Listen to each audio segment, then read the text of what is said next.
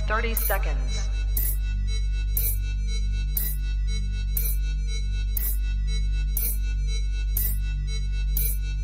T minus 20 seconds.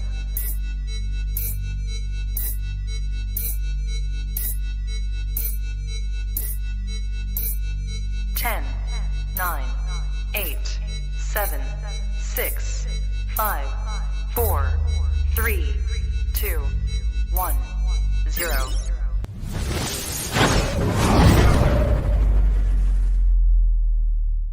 Hi, it's Candace Patton, and you're listening to the Flash Podcast.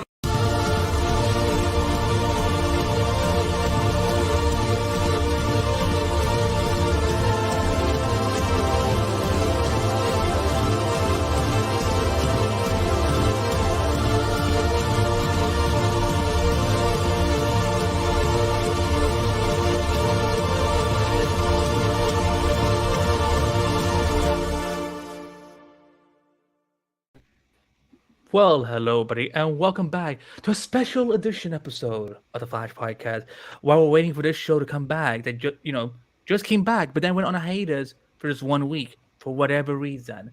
And I'm your host, Andy B, as always, and joining me as always are Tatiana and Breeze. How you girls doing today? We are Good. We are being. Oh, you guys almost did it in unison. Like we are good. Well, Creepy. it was almost unison, but not all of us said good. It sounded like you said you good, Some but okay, of us said doing. oh, But together, doing good. Good. Finishing each other's sentences. Exact sandwiches. Yes, exactly. Yeah. Hello to everyone who's watching us live on youtube.com/DCT Podcast and on facebook.com/The Flash Podcast and also /DCT Podcast. Lacy couldn't join us today because it was Tyler's turn to drive the body. No, I'm kidding. Oh, creepy. Well, have you never heard of before? I thought Like, you said drag the body at first, and like they're burying bodies. Yeah, exactly. Oh, dear. drive the Things have Dear. escalated. Yeah. Goodness freaking gracious. But we do have a very special guest with us, someone we have mentioned many times on the show, to the point where we have literally fought each other who gets to read her emails during our listener feedback. She's a passionate fan in the Flash fandom because, hey, listen, we're going to do something that is all about one of the greatest ships in our fandoms of all time. And you know what? We need someone from the outside to come in with us to chat about all things. So it's my honor to welcome the lovely Lacy to the Flash Podcast. Hi, Lacy. How are you doing today? I'm amazing. This is incredible. I've already gushed before how excited I am to be here. Thank you so much, and hi everyone. We're so glad to have you. I mean, listen. We're not that special. We're not. I mean, like, I don't know. I mean, she I was don't know about gushing. you. I'm very special. Tatiana is special. The rest of us not so Thank much. you. Thank very you. special, Toddy. You just never. You're so special that you never sleep. For example. That's what makes me special. Very special. Exactly. And the way you recap the Flash, in like, Oh, I timed you. I actually went back to look like, okay, let me time how long she did this recap. I'm like, she said all of this in 3 minutes. That's the ridiculous. speed of my tongue, exactly. You need to teach like a master class on recapping. Yeah. Charge people for it. Well, now that Twitter is Yeah. going to hell, maybe we can just go to Mastodon and she will teach you the mastering of recaps. Oh I wow. don't even know what that is. Mastodon? I do like the Seal episode recaps in the recent emails. I don't know who does it. I'm sorry, I'm having a blank, but she does an amazing job on it too. I think Got that's some of your sass, Tati. I think that's either Mads or if it's Electra. I mean, the thing is, like, we have. Oh. Listen, Oh. Yes. I'm trying to remember now. Is there not another?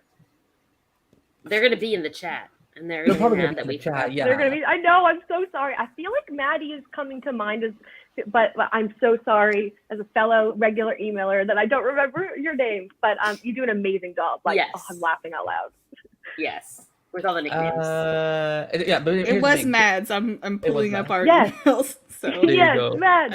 I don't know if Amazing they're. job. Oh, they are in the chat already. I Well, think I see hello them. everyone, and it's so good to see you. Yeah, I felt like, because here's the thing, everyone knows that the end is near, and once season 9 is over, Flash Podcast, the numbering way do we do it? We're not going to go with season anymore, so we're going to change those to the numbers.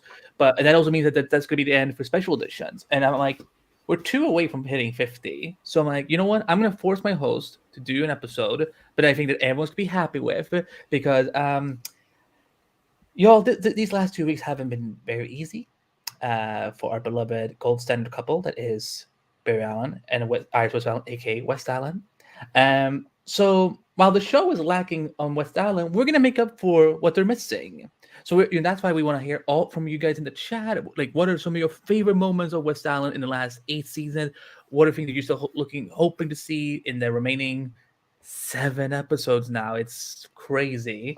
And then also just have a good healing process, because I think we all need it, because never would we think that this was a show that would make Iris WestAllen pregnant, spoil her own pregnancy through some 2-week-old snow goddess, and then get a 20-second baby shower that we don't even get to see that much of. So we're here. We're here to make up some lost time. We're gonna do our best. I can already confirm. We sadly don't have Grant and Candace with us here. You know, it would have been great. We could have had them. I don't know. That would have been amazing. That would have made my entire life. If I was on the same episode as Grant and Candace, or even one of them. Oh my God, I would have died. I literally would have died, and I wouldn't have been able to come because I would have had to be on mute and crying. So it wouldn't have worked. Well, you know, the worst thing is that I would probably, because I got so busy. What probably would happen is that if, like, let's say I got them and then I forget, but then I would do the class thing. I would forget to tell Breeze, Toddy, and Lacy that, oh, by the way, they're joining us in this episode. Yeah. And then we would all be crying. That's I'd typical. be like in my pajamas with my camera off, being like, what the hell? Now I have to go change. Yeah, I just love them so much. I got into the show because of Grant. I just knew him from Glee. And I saw a random episode on YouTube. I think it was actually the episode where Grant was playing the everyman. He's like, so he like kisses Caitlin, ran the assault on Caitlin. And that was randomly the only scene and I don't know why that was, it sounds the horrible precedent, but I was like, oh, I saw him on Glee. He's like a superhero. I'm going to check that out. It was around like between hiatus between 2 and 3. And then I just was like, hooked. And then obviously Candace, within like 2 seconds, I was like, oh, I'm obsessed with you as well. So yeah, an incredible show. And I'm glad to have found it. Yeah, and I mean, that's what's so funny with Grant is that, like, he played such a good villain on Glee that, like, when he got cast as Barry, I was like, really, Sebastian? We're gonna have a warbler but can he do it? But he was so sweet in season 1. Like, he just was like a sunshine. Like Grant Gustin is our Barry Allen, and we stand him. He's definitely not someone who will get in the headlines every week. I'm sure Hawaii would love to have him. I just don't understand. It's so embarrassing for DC. I know this is not about that thing, but yeah, he shall not be named. It works because he was in the Harry Potter series as well. But like, he's just such an embarrassment anyway. Like, and it's just inappropriate, and it's not worth validating that kind of behavior. Even if he has like a reason for everything that's being caught, I don't care. Like, he's not. He shouldn't be representing Barry Allen, who's so important to all of us. And that's why we have Grant. That's why we have Grant. So yeah, I did see that some people were asking in the chat, so just to kind of clarify, because they're like, it's only for 1 week. Well, okay, so because I actually did the bit of a math today. I actually did math today. How could you believe it? So next week, The Flash comes back with episode 7 with Supergirl's own Nicole Maines, aka Nia Dahl, aka Dreamer, and we're excited to reveal that we are going to do a little crossover with Supergirl Radio. Rebecca and Morgan are going to be on the podcast next Thursday at our regular time. Omo, you podcasted with them before. So that's true, but I'm excited to do it again. Okay, fair enough. So. Now, here comes the annoying part. So we're going to have episode 7 on March 29th. And on April 5th, we're going to have episode 8, Partisan Crime, which seems to be a big WestAllen interlude. Who would have thought? But then the show's going on another 2-week break. But that's the final 2-week break, because then we get the final 5 episodes from April 29th till May 11th? Sad times. No, to May 24th. Final episodes. So, we have 5 episodes without any breaks then. So, and it's probably because they're just trying to finish up the effects and, all the post-production work is done, because apparently their production offices are still open. They're still working in Vancouver. They're not closing until May, which is unusual. Oh wow, yeah. Wait, so is all the special effects people and editing up there as well? Depends on, some of them do it in Canada, but most of them I think are located in LA. So, but like it depends on like what like I know, like for example, the composing is all done in the US, and in Canada I think maybe they do like some post-production work, but yeah, it's probably, the thing is, this is actually pretty impressive for because by total we will only have had 3 weeks of hiatus by the time the show has ended, and I think that's actually pretty smart. So that's what's kind of going. So many episodes. Well, like I said, well, they're doing so much in the final 5, which y'all we'll see sooner rather than later. It'll be interesting what they do with the rest of the season. But I just to quickly say about the 13 episodes and Eric saying, "Oh, there's only 13 episodes. There's almost so much we can do." If anyone watches Kung Fu, which is an incredible series, each season is 13 episodes, and each season is incredible. And they do tell amazing stories that make sense. They have great stakes. They explore all the characters in a way that feels organic. And I think that Eric could have done that, and not having enough time isn't a good enough excuse in my book. And there's so many series that are that number of episodes or less, and they have better storytelling. So I think the problem, I agree with this. Well, I think that, again, because we had this discussion last week as well, is that I think that The Flash maybe never really, because again, the reason we even have this few episodes, it started in season 7 because of the pandemic. And I think this show has just never been really that well equipped to do short, like these kind of, to do like so much story in just so many little episodes. Like, for example, if I would have done this, instead of doing 13 episodes, I would have maybe just like, if because again, I understand interludes are not something that people are always passionate about, but what I would have done is just do 12 and then just do 2 graphic novels. That could have just given us enough time to spend with with Red Dev and whatever, so on. I mean, I think that a graphic novel, as you would call it, is generally around maybe 10 episodes. So I think this season should have just chosen one story that's going to be the final story. I think, like, for example, if you go to like seasons 3 and 4 are probably the ones that have a lot of dragging, where the story didn't feel really tight, where people started saying the like one villain or season 5, sorry, is the worst example of that actually. So let's say 4 and 5 with the body swapping, and then with the 2 cicadas, because I thought 3 was wonderful. That they had a lot of fluff. You could just like cut like a lot of those middle episodes, and the season would have still worked, and the villains would have been fine.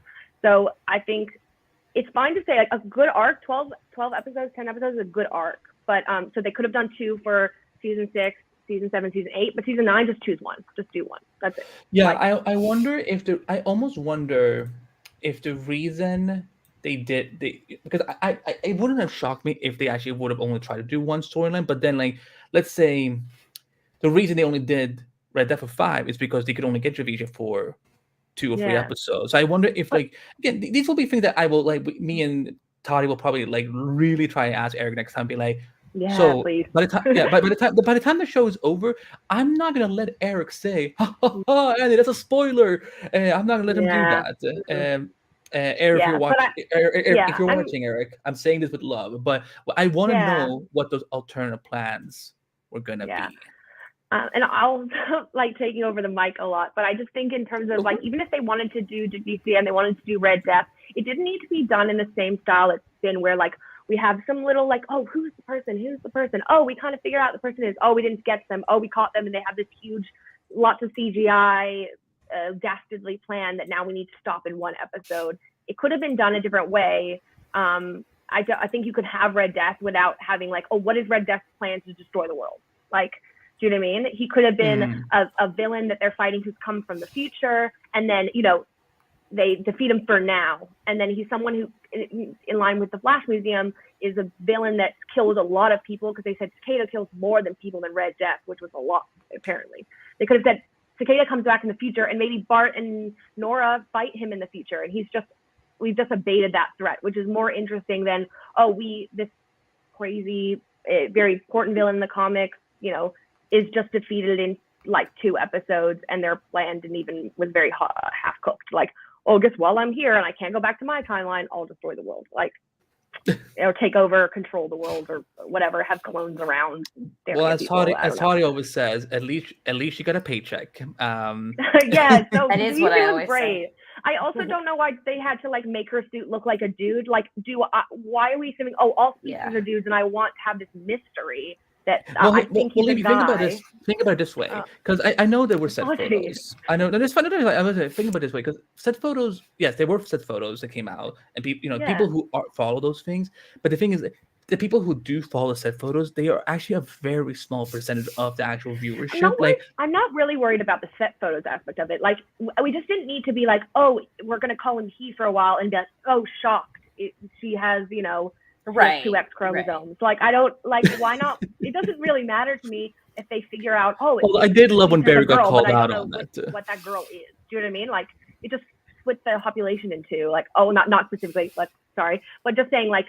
I don't want to be called out because I don't believe in just two genders, so don't want to say that. But like as in, why can't they just call it she or they and not have to be a guy and put so much effort into making the suit look manly? Yeah, I agree, because it like I get that if they're like trying to specifically hide like, oh, people think Red Death is a version of Batman, so let's surprise them by it's a version of Batman. So. But I don't think that they really built it up enough. Like, they never even had someone believe it was Batman. You know what I mean? Yeah. So like if they had actually worked that into the story, then it would make sense and it would be cool.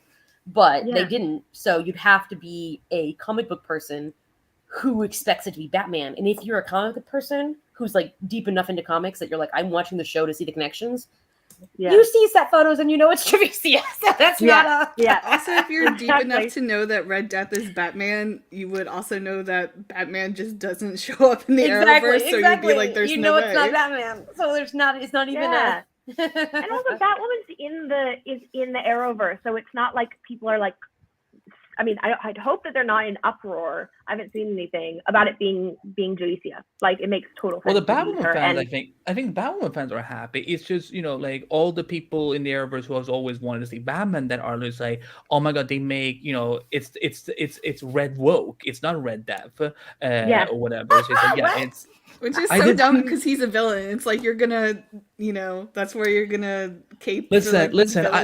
As the only dude on air, I will just say this: even I don't get my own gender sometimes how they behave. They just go something and be spewing out nonsense. But let's not focus on the negative nonsense out there, and we're gonna focus on let's focus on why we're here and who we love the most, and that is, of course, if I can find my damn picture.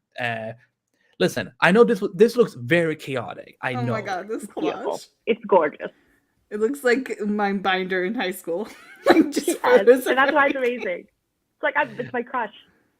Well, it's like I used to go to Toddy for like photo help and so, because she would everyone who knows Toddy on Tumblr, she would always do all the amazing gifts that back in the day. Yes. Now I don't even remember how you make gifts anymore.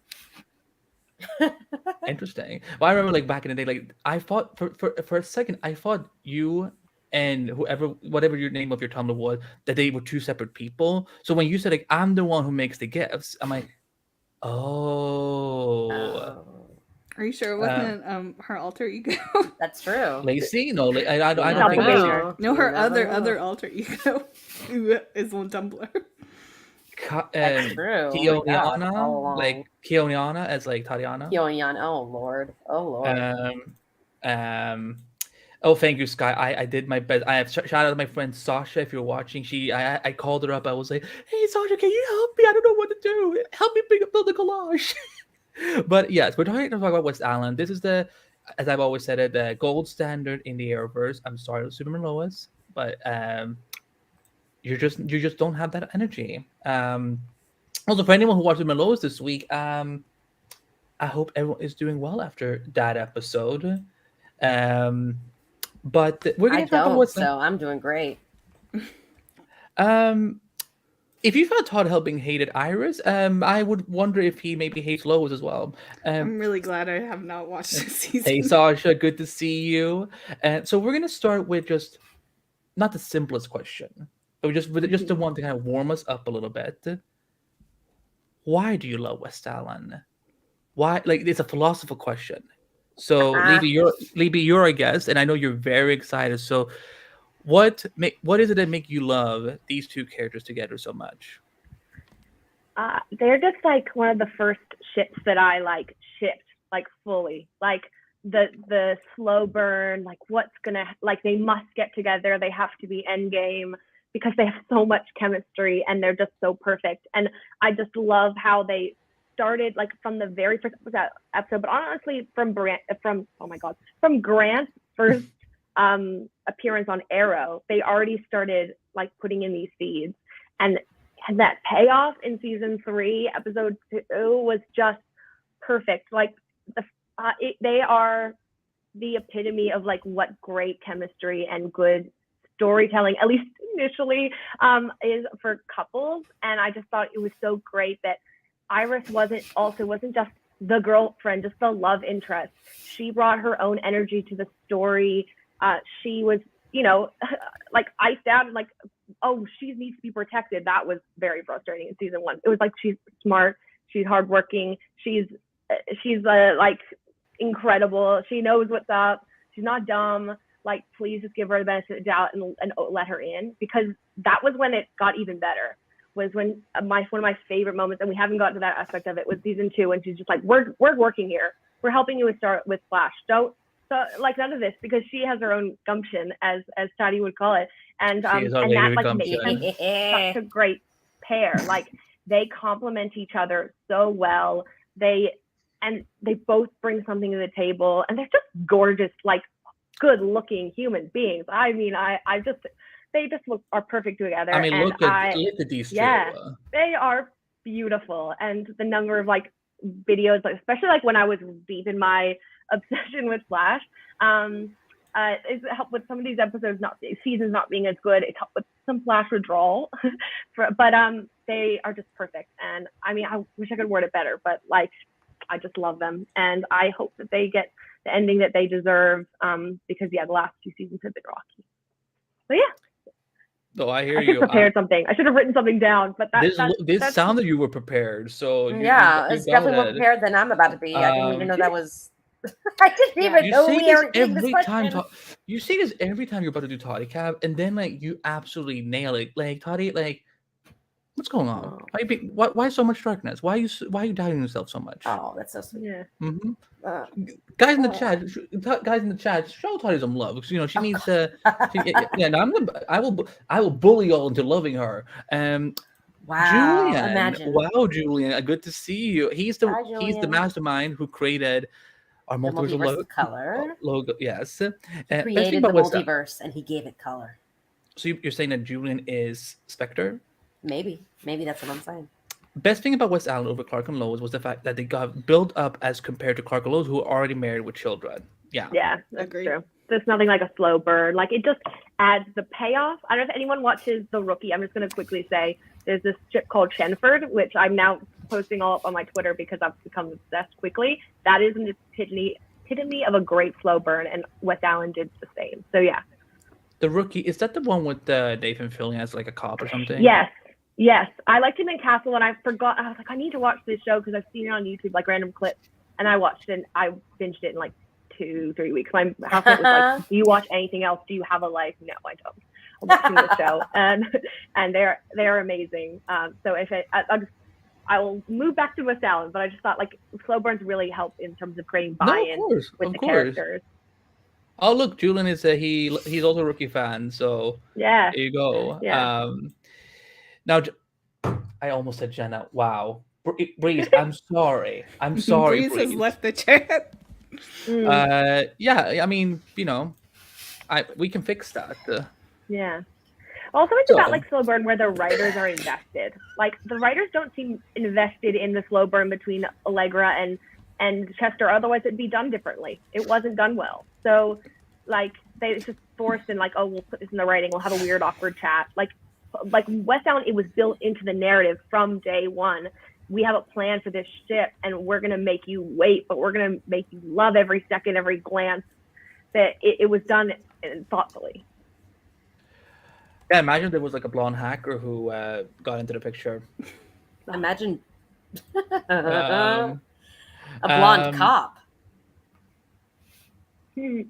Oh well, yeah, we're not. Season 2A, yeah. we're just forget about it. Don't worry about it. We won't. Yeah, we won't speak of her. Breeze. It's on my birth certificate. Miss Breeze. I thought Breeze was saying that the reason she loves WestAllen is on her birth certificate. And I was like, as it should be. That would be weird if my parents predicted that 30 years ago. Well, hey, maybe your parents were comic book fans. Maybe they read WestAllen, Bear and Iris comics when they were growing up. No, my parents aren't that cool. That's my only way. That's what I say about my parents, because the only cred my dad has as like a comic book fan is that he loves the original Hulk TV show, but he's like, I don't get the rest of the things that you watch. I'm like, okay. I will say my dad knows about Doctor Who, I guess, from when it was on PBS when he was a child. I was shocked when he knew what Doctor Who was. My dad watched Doctor Who. He's from England. He's almost 60 years old, and he's watched Doctor Who as a kid for sure. And I thought you were describing Doctor Who there, and I was like, 60 years old from England. Yeah, sounds about right. Yeah, my dad is Doctor Who. Didn't you know? Miss Breeze, WestAllen, Riley, why do you love Bear and Iris so much? I mean, I think so much of it has already been said, so it's just gonna be us saying the same things. But I think coming into, I'm not a huge shipper. I think is obvious from my interest in TV, and if you follow me on Twitter and stuff. So I don't naturally latch on to ships as much. So when I do, it's got to be a really good ship, which WestAllen is. I think there's an inevitability of it, and not just because they're together in the comics, because as we've seen on other shows, not everyone respects the comics. Cough cough arrow. But I think it was the build up, the slow burn, the fact that Barry and Iris cared so much about each other even before they were a couple. Grant and Candace's chemistry. I think, I say I'm not a big shipper, but I think in terms of ships I do it's that kind of friends to lovers, I guess, type ship where people really care about each other and their feelings evolve. I think the fact that they were a little star-crossed at first with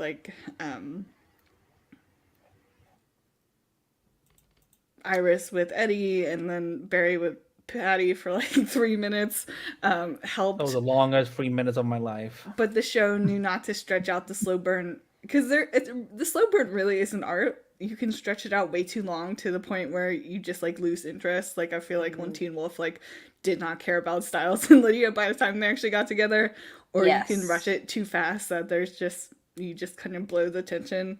But I think WestAllen has been a really great example, and even though as the seasons pass on, there have been some things we don't love, like how they're constantly torn apart, or Iris is always in mortal peril. The core of their relationship and their love for each other has really stayed solid, and been a through line throughout the series, even maybe when it's not at its best. So I think they really are the heart of the show, and what drew me to the show initially was the family aspect, and right now Iris and Barry are that family. Since Joe has decided to move out into the woods. So if we don't see that damn house or wherever he moved, I'll be so disappointed, because this is what they basically did with Henry in season 2. After he got out of prison, he's like, Barry, I love you so much for fighting to get me out of prison so long, that the best way for me to show you that love is by leaving Central City right after I got out of prison. He probably went to the same cabin. Henry probably left it to them. Oh my! I forgot that he's dead. Boy. Toddy. You know what's funny? We haven't podcasted for 5. We've been podcasting for 5 years, and I've never asked you why you love WestAllen. So the time has come. The time has come for me to finally reveal. Yes. Why do you? I have no reasons. It was just fate. No. I mean, honestly, from the start, I saw the trailer and I thought Iris was so cute, and I think they showed that that hug in the Jitters. I was like, what do you call Jitters? The cafeteria, the coffee shop? Anyway, I'm pretty sure that was in the trailer. But anyway, I was like, she's so beautiful and they look so cute, and I'm so ready for this. So I was already primed to like them. Plus, of course, I love all iconic couples in the comics because I am a true blue shipper. If I don't have something to ship, I will find something to ship. And if I can't find something to ship, then there is nothing worth shipping in your show, and therefore it is trash. So, Tatiana is just a harbor of fandom. yes. I completely agree. My sisters and I actually have a rolling list of our favorite couples on TV, and we keep adding to it. It's really fun, and they will let me know, hey, there's an amazing ship on this show. You have to watch it, and that's the reason why I watch that show. Is because there's a ship that I will latch onto a little bit. As you should. So yes, so I definitely am all about the ships, and one of my favorite tropes is, of course, best friends to lovers or childhood friends or whatever. I love that trope. People who don't love that trope are losers. So I was already like, yes, I am on board 100%. Let's do it. And then I do think, like you guys have already said, the Flash is really about, at the end of the day, it's about family. You know, it's about family at the end of the day. The Flash family, okay? And the show even knows that. So even when they try to pull back on it, the best moments of the series, the moments that are most elevated, the most memorable, and even the ones that coincide with Barry's powers the most, are the ones that really bring Iris to light, right? Where you really get to see WestAllen at their height, or even, you know, if Joe is involved, or whoever else in the family. Those are the moments that really stick with you. So I think, like, definitely by episode 9, right? By the mid-season finale, season 1, I was like, oh my God, the emotion, the tension when he confesses and she's crying, but she can't say anything back. The acting. So, like, that was, like, the best moments of the show. And that continues to be the case, even as, you know, the show is not at the same level that it was back in season 1.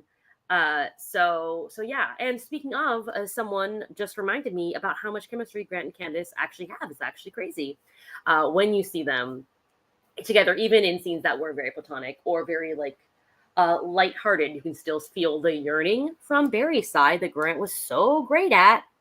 And also, yes, the yearning. We love yearning. And then I also love, you know, like the soft looks, the little looks that Iris would give him, that she, you know, that like she knows him differently than other people, whatever.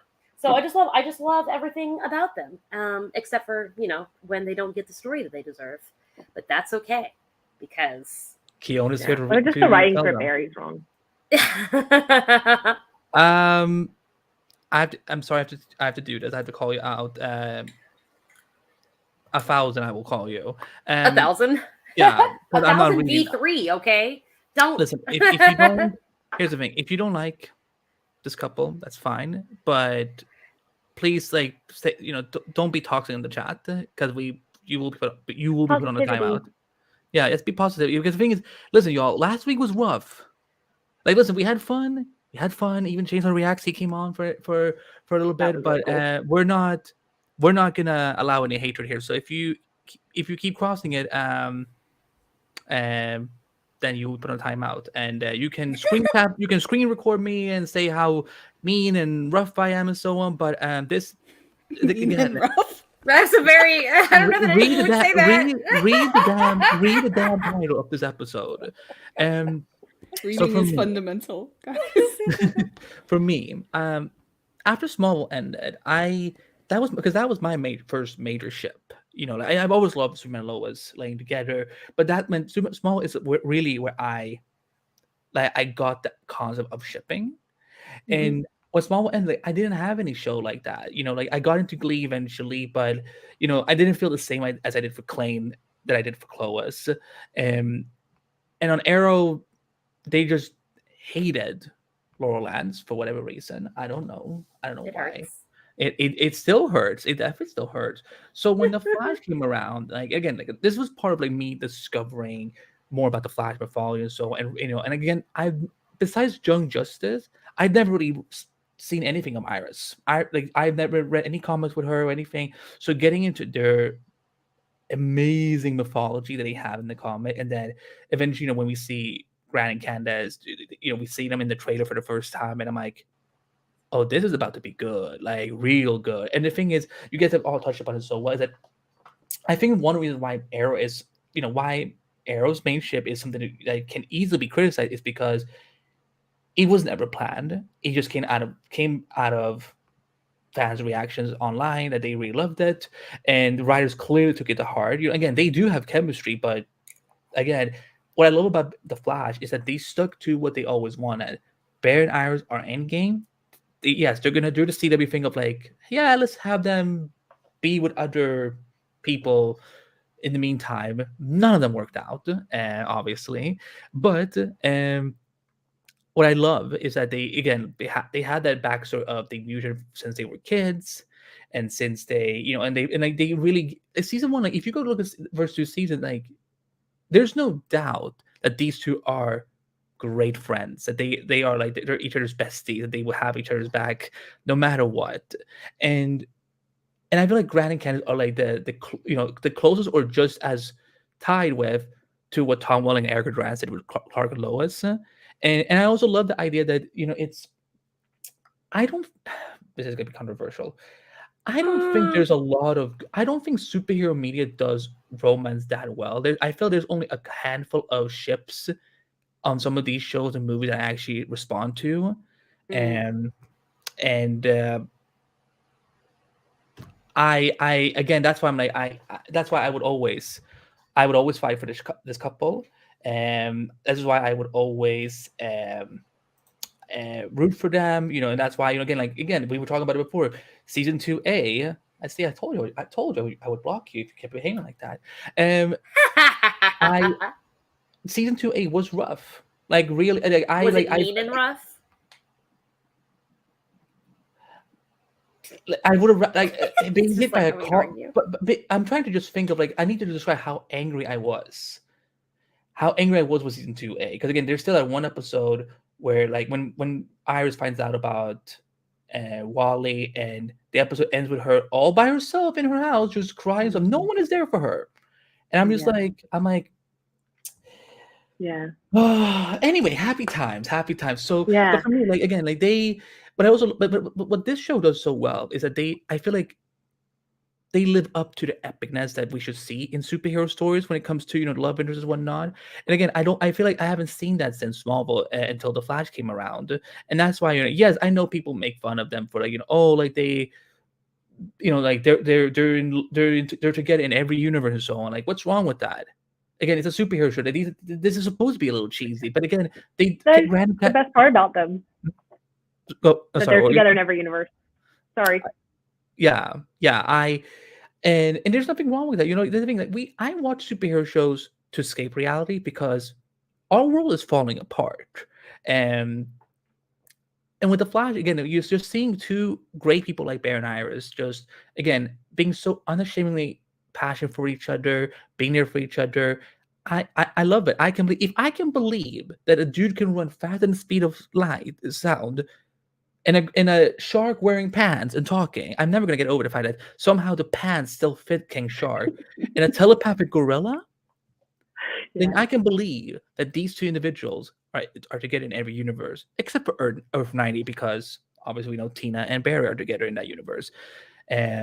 But for me, when it comes to WestAllen, I just feel like I love the fact that yes, for all the faults of the show, they've always maintained the authenticity of WestAllen. Like it feels like in the fact that I applaud the show even from the past. The show's gone through so many creative teams. I applaud the fact that the show has always maintained Bear and Iris are it.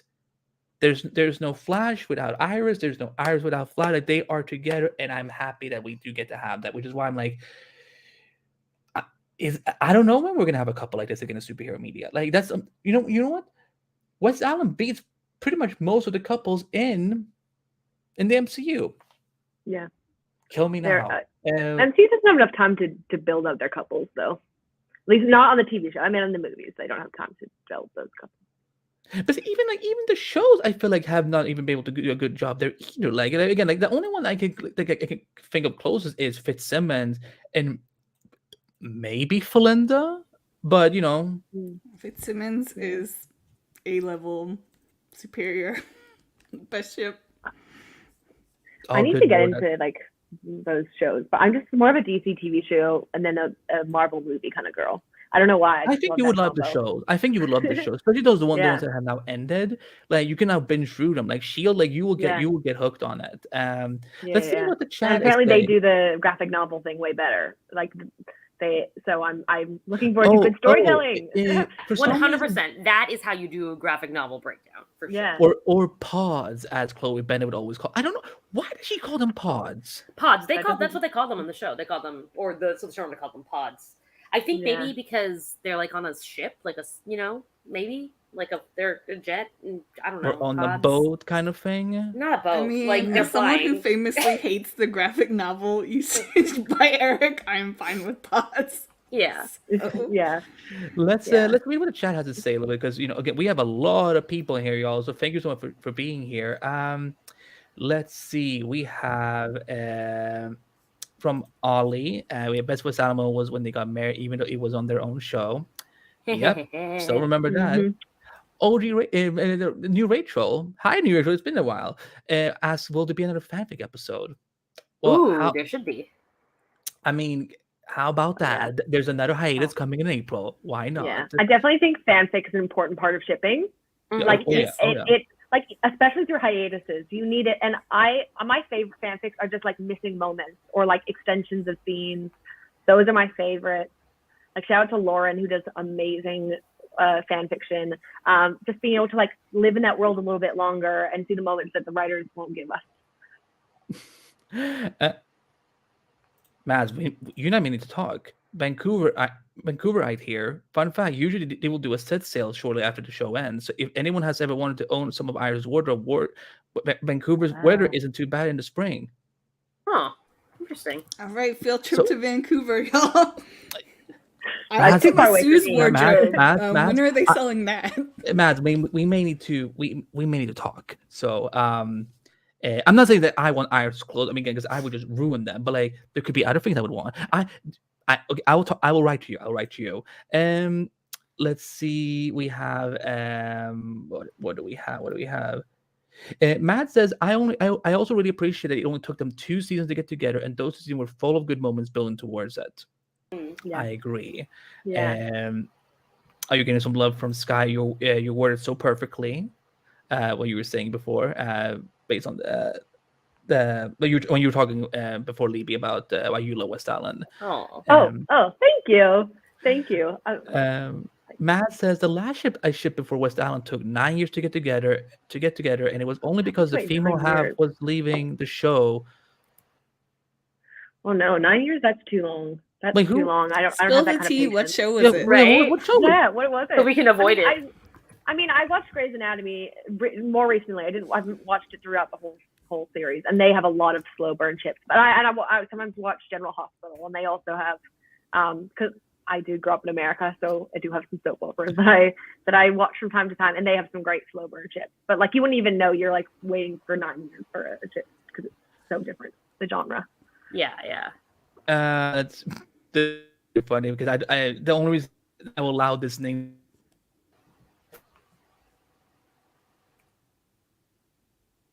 Hello.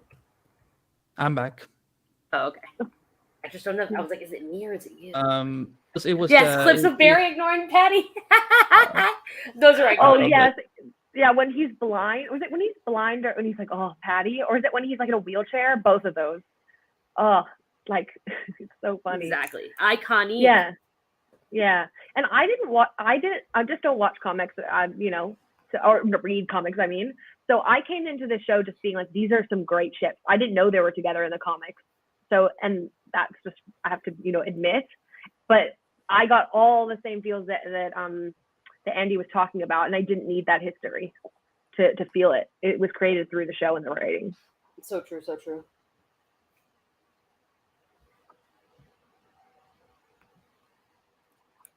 Andy, he was just so moved. God. He was so moved by what you said that he just had to exactly. He's frozen in time now. He's in flash time. Gosh. Oh, yeah. But I have he's gone. Oh my God, come back. Yeah. I can't highlight the comments, but I can find other ones to read. JF says, yes, a slow burn adds to the appeal. Throw in a little angst and furtive glances. Top it off with chemistry. Makes WestAllen work. I'm not going to lie to you. If I hadn't been, like, fighting for my life when it comes to WestAllen, like, on social media, you know, and their right to exist, then I would have been like, slower burn, please. We don't need to get together in season 2. No, I see what you mean. We can get together in season 4. I don't care.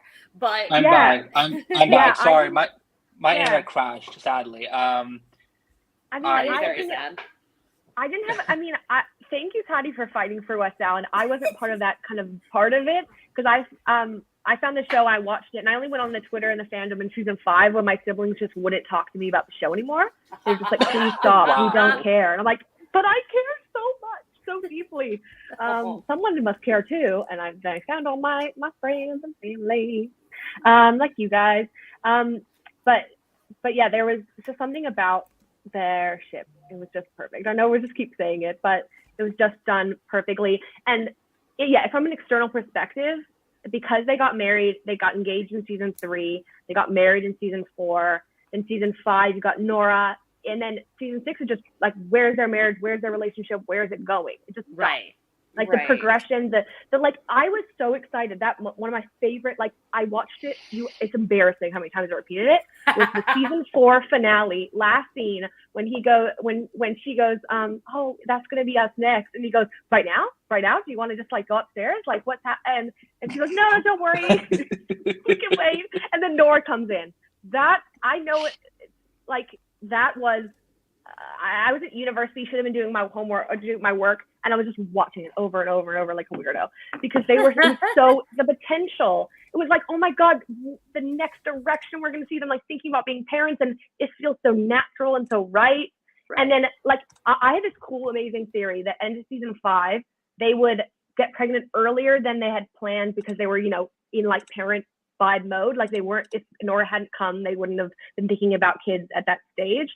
And then she would go back to the future and see that she has a twin. I thought like that would, and then Iris would have been like, that would have been an indication Iris was pregnant, or like Iris finds out she's pregnant, like, and then Nora goes to the future, or whatever, something like that. I was so convinced. So convinced that would happen. Oh, the potential, like, it would have been great. I know it's like hard, like even Jenna, they can't get her on screen, but like Charmed did it.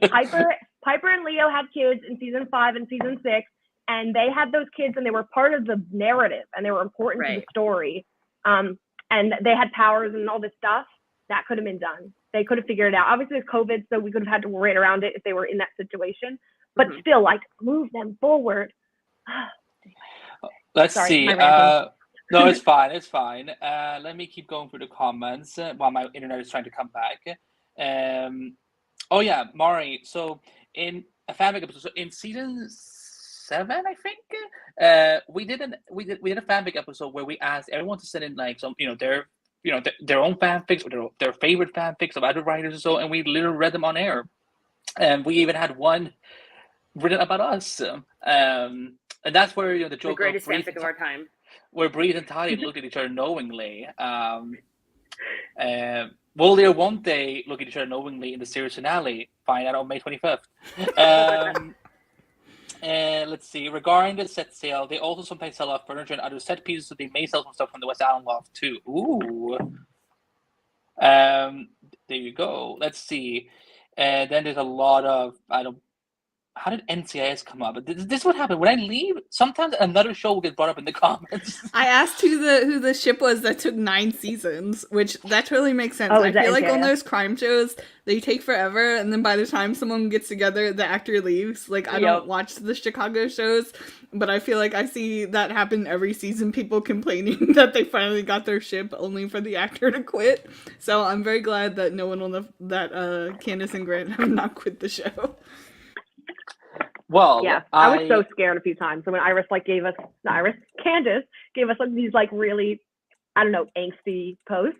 Like, sometimes you were like, goodbye. I'm like, if they kill her off after she's just been in the still forest ridiculously, like for no reason other than the writers said it to be so, I would have just rioted. My sisters would have been right that the show wasn't worth it, and that's not okay. I'm not allowing that to be the case. Now, they did love the show for a while.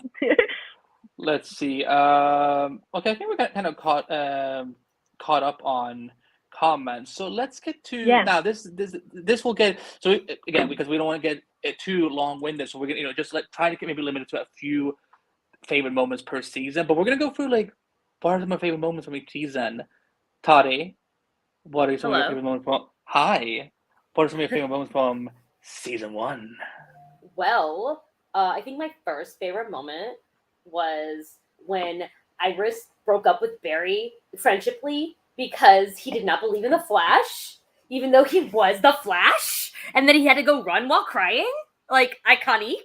And then when he rescues Iris from that Tony guy and they double punch him, partners in crime. We love to see it. I already said the confession, weeping, tears in my eyeballs. And then we had a bit of a lull in 1B and it was problems. But then 115, of course, with the kiss, Iris's confession and kiss, stopping time, traveling back, once again, legendary, show-stopping, never before seen. Amazing. Obviously, Barry using Iris as a lightning rod on episode 21 when he's thinking of all of their moments together so that he can power himself up to defeat Grodd. And I also skipped her, flashbacks and crying for him while he's in a coma, and then the little spark of their hands when she touches him. Also very important. Season 1 was just amazing. Season 1 had everything.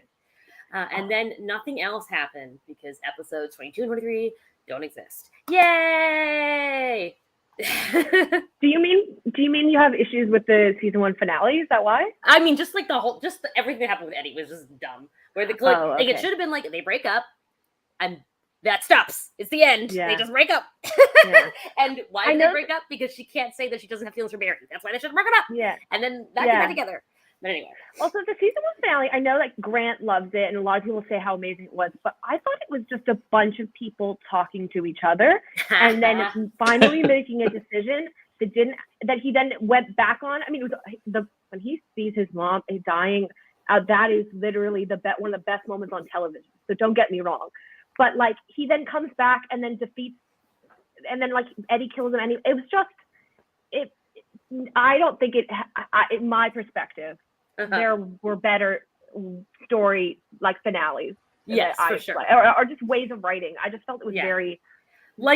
Seeing him go back would have been cool instead of just should I go back or not go back? Yeah, and then he does it during end of season 2. Exactly. Should have just done it. It just didn't. Well, exactly. He should have done it season 1. Let's see, because it would have been his perfect time because Iris and Eddie would have been broken up. So it'd been I could just be with Iris now. Wait, let me go back. Oh, I messed up. Also, there were so many things that kept happening where I know this has nothing to do with it, but they kept being oh, actually, we should talk to this bad guy more. This is also a problem that could happen. There could be a wormhole. The world could end. Yeah. We don't actually know what's going to happen. Also, they had him imprisoned, and then they're oh, do you know what? We'll let him go to his time because he's going to do this one thing for us. And it was but he also gave you, I don't know, this is not. Oh, and also when he finally asks the Reverse Flash, why do you hate or why have you done all this? And the answer is because I hate you. And that's all the explanation we were ever going to get. Yeah. We were never going to go any further. Sorry. Yeah, if I was listening to the podcast at the time, you would have gotten a rant after that final episode of season 1. I had so. Oh my god! What did I even say in season 1 finale? I don't know. I have to listen back to it, but I did listen. No. I did listen to them. I didn't. Have you gone through all the seasons? I don't know about all of them, but I was in season 5 hiatus, between season 5 and 6, and I was obsessed with you guys. And I was so I listened to 4. I definitely 4, 3. I think I did backwards a bit, and then 4, 3. I think I did 2, and then I was starting to listen to 1. But I'm you're asking a lot of the questions that because I binge watched season 1. That I'm it was very weird to be I'm waiting for the next episode. What's going to happen? What are all these questions? I was I didn't have any of these questions. So I went, next. So it was a new perspective, but it was really hard to listen to because I hadn't even thought about all this stuff. I didn't think about the show in that way when I watched it. Anyway, again, this is not I don't remember. I don't even remember what have I said over the last 10 years? This is probably how she, so much. this is how it started. This is how Shane Dawson got cancelled. Whoops. But Breeze, because you know what, this is also a rare opportunity because I never talked to Breeze that much about the earlier season. So Breeze, what are some of your favorite WestAllen moments in season 1? So as well documented on this podcast, I don't have a great memory, so I'm not gonna have good answers for every season. But I was rewatching some clips today to make sure I was prepared, and I did rewatch the scene in episode 9 where Barry confesses his feelings, and I wrote down this quote. He said, "When we were kids, I loved you before I even knew what the word love meant." And it's just a reminder of how good WestAllen is so good, but early WestAllen, Barry was on his A game with those confessions. He was. So I think that was, there's like the glances and the looks and the chemistry, which you can't really like define to one specific episode, but like I think that's really like the big turning point in season 1 for me. Libby, or some of your. I will say that. I know that some of the moments have already been said by Talia and Bree, but if there's another reason for why you love those moments, go for it. Yeah. Okay. Thank you. So it's so interesting. I'm the only one that's on their camera. But I'm happy. I'm the WestAllen fan that's just like, oh, I remember that. So this is just me. Anyway, my favorite. The moment that made me fall in love with WestAllen. Yes, the hug in the first episode, and also it happened to be like where they were filming. Said Iris across the street, like Kismet, on the like optometrist across the street from the original Jitters. But when he's like, so she's like, "What's wrong with you?" And she's like, has the little sugar packet, and she goes, I want to tell you how I feel. I want to tell you how you make me feel, but I can't. And I'm like, it literally was perfection. His yearning, his angst, his like pent up love for her over so many years was just so evident in that moment. I was that scene encapsulates season 1 for me. That he was just like, this is this big thing that's happening in my life, and I want to share it with you as I've shared everything else about, with you. Like, you're my person, and you always have been. Like, I want to tell you about this. And Joe, like, pretty much cock-blocking it was ridiculous. I don't know. Also, the fact that Joe doesn't care about Iris anymore. What, like, you... Anyway, I didn't honestly like Joe initially because of that. Like, why are you being this, like, protective person? Like, she's a target more because she doesn't know, and she's like walking around like, right. Da-da-da, and it just that. But anyway, back to WestAllen, how much I love them. The interviews on the roof, just like they were charged. Like, anyway, the breakup when they were all like, I guess we need to take some time. Like, so am I the only one who took? I didn't. Okay, I clearly rewatched that scene in a really wrong way because I'm like, they're just taking some space. I was like, is this what everyone was saying, that this was a friendship breakup? As they should.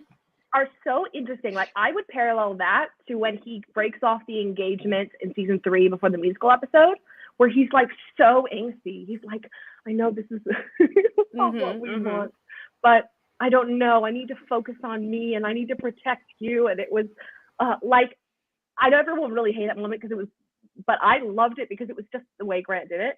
Anyway, back to my list. I've got I loved Barry telling Iris like his superhero name, and then her making it in her blog, and that was just a cute moment, and I just love it. I also love the first kiss that was erased. Obviously, I know Tati mentioned it, but there was nothing I've seen like that on TV before. It just and obviously the Cisco situation was happening, and you're like, oh my, and you were learning about what Reverse Flash was. At least I didn't know about comics, so you were really like, everything was hitting the wall, and then it was like, nope, none of that happened, and you're like, what?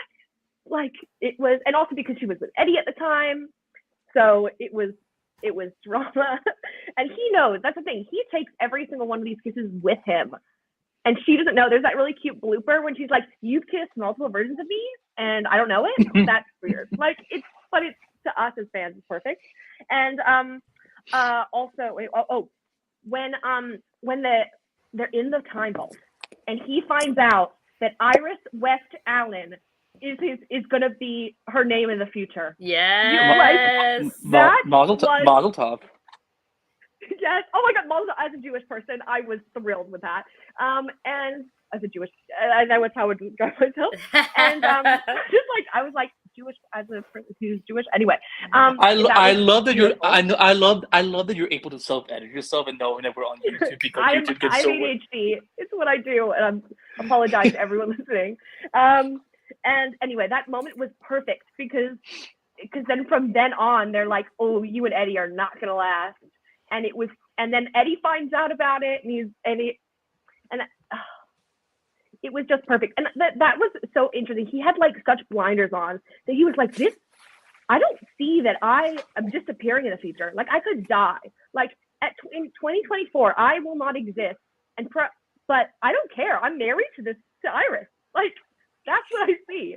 I didn't even like read the article. What's the article about? How do I prevent this from happening? I think like Bloodwork called him out on it, but he was just like, and he only like freaked out about it when it suddenly didn't have Iris WestAllen on the front of the cover. He didn't even look at any of these other aspects of the newspaper. And anyway, that was perfect. And then this was more an Iris moment because yes, in season 1 we're always focusing on how Barry feels, and Iris is like, I'm with Eddie. You do have those little moments when after he confesses or like, and they have that little bit of angst and they try to like go back to normal and it's a bit awkward. But when she says to Joe after she finds out about Barry and Eddie's just like disappeared and been kidnapped, that I wouldn't have been in the situation if I was with Eddie, because suggesting he would have been with Barry if he'd known that Barry had not even Barry, that Barry loved her. That wasn't even about the power thing. If I had known that Barry had loved me and like I would have been with him and not with Eddie, and therefore Eddie would never have been stolen. That was it was such a and people would say, oh, I don't know, I never felt like until the season 2 moment that Iris felt the same way to Barry. But that was this moment. It was just small, but it was perfect. Oh, and also like the bowling alley scene when she like wipes his lips. Like, you two like should not be like, you are dating other people. And just all her jealousy. I mean, I don't like women being jealous of each other, and so I'm glad they didn't dwell on that too much, because I like really liked Linda and Iris's friendship and colleagues, and I wish that she had stayed longer, because female friendships in the workplace are like part of my life. So that I wish we had more of that. But yeah, those are some of my season 1 moments. Yeah, in the chat, in the meantime, bring up some of your favorite moments, and we're gonna just so we can get through all 8 seasons. We're gonna limit it to like 4 moments each. Yeah. So, one of my favorites is the first time we even see Iris in the pilot when she's at Jitters, and it's like she's about to almost like drop everything. When she sees Barry coming through Jitters, that was. And like the way he carries, that's one of my favorite WestAllen gifts, when he just carries her up, hugging like that. It's so sweet. It's just, again, it's like, again, because he wakes up and the first thing he does, he goes to see Iris. That's just, if that's not ship material to you all, then you don't love. Yeah. And my second is of course Out of Time, 115. Again, like the 360 kiss. I don't know why. Like it was so, because back in season 1, I was still knowing who was live tweeting from the Flash Podcast account, so it was really hard for me to focus on like, this is like a movie kiss, like this. The thing is, and I didn't know there were set photos of it. I didn't know that they had already been spoiled. So I'm like, this is the kiss to end all kisses. Take that, Felicity. But what I will say. I've heard one moment is, of course, when Barry discovers Iris WestAllen's name in the time. Well, again, he doesn't even read the newspaper. Where I'm like, Barry, I wish you would have read the newspaper so I could have seen what was. I like Easter eggs. And another one for me is, I gotta say, it's when it's during Christmas, before they have their we should have a breakup ish session. Again, I missed it when this show actually knew how to do holidays. Okay, but yeah, season 1 has so much good. Them going to the movies, just hanging out with each other, and them making references to like when they were kids and so on. Here's an honorable mention. It's actually a flashback of the kids of Barry and Iris when Barry has to learn how to like defend himself. Oh yeah, that was cute. And Joe was like, okay, you're gonna hit Ira. He's like, I have to hit a girl, and Ira's like, you're gonna try to hit the girl. That was so sweet. Let's go through the chat a little bit and see what people are saying. Trini says they have set the bar very high in couples to come. Yes. That's why even Sue and Lois can live up to their epicness. So, okay, I see a lot of people are worried about the pregnancy for season 9. I love that I'm not on camera right now because y'all don't want to see my face. I would say just calm down. It's gonna be fine, and that's all. They better not. Like they've already. Like honestly, it's bare minimum. Bare minimum, people. Matt says 360 kids. Who did it better, WestAllen or Shalegra? Shalegra wishes. Yeah. Let's see. So it was like a parody of one of those movies. I think they're cute, but like they can't like reenact all the WestAllen moments. That's what I cannot buy. Like just do your own thing. And let's see what else we have. Bring back Jitter's rooftop scenes. Oh yes. And let's see. Matt goes, person A, bring it with person B to protect them is one of my least favorite tropes. So there you go. Oh yes, that's true. That is true. GF says, Baron Iris made bowling a contact sport. Why does this feel like something Toddy would say? I feel like she said something like this before. I don't know. I feel like Mads and Toddy are like not switched. Not like was it two sides separated of the same like coin? Yeah, two sides of the same coin. And I love it. See. More sass. New Rachel says, WestAllen getting into a Princess Bride kiss moment. JF goes, absolutely, that kiss changed the world. And amen. Matt also goes, I also love all the pre-accident moments in the pilot too. They were so young and carefree and not weighed down by the things the flashbacks made. Yeah. My one thing about the pilot and the pre-accident stuff was that weird, and it set off a whole bunch of, it leads into a bit of racism, but the idea that like, I know we're like brother and sister, but we're not brother and sister. Don't even put it out into the universe. Don't even say those words out loud. Right. You are not. You are best friends. Like we don't have to go into that. But all I'm saying is that don't articulate that in the pilot, like in that way. You are setting up, like what would the writers do? That is my one gripe with the pilot. That moment cringe. It makes me cringe when I see that moment. It's so sad because it's like obviously one of their first moments together. Yeah. Let's see. Then we have from Matt also going with Allegra living at the Seal House. They better not recreate the 304 WestAllen makeout and have Cecile walk in on them. No. That is too sacred.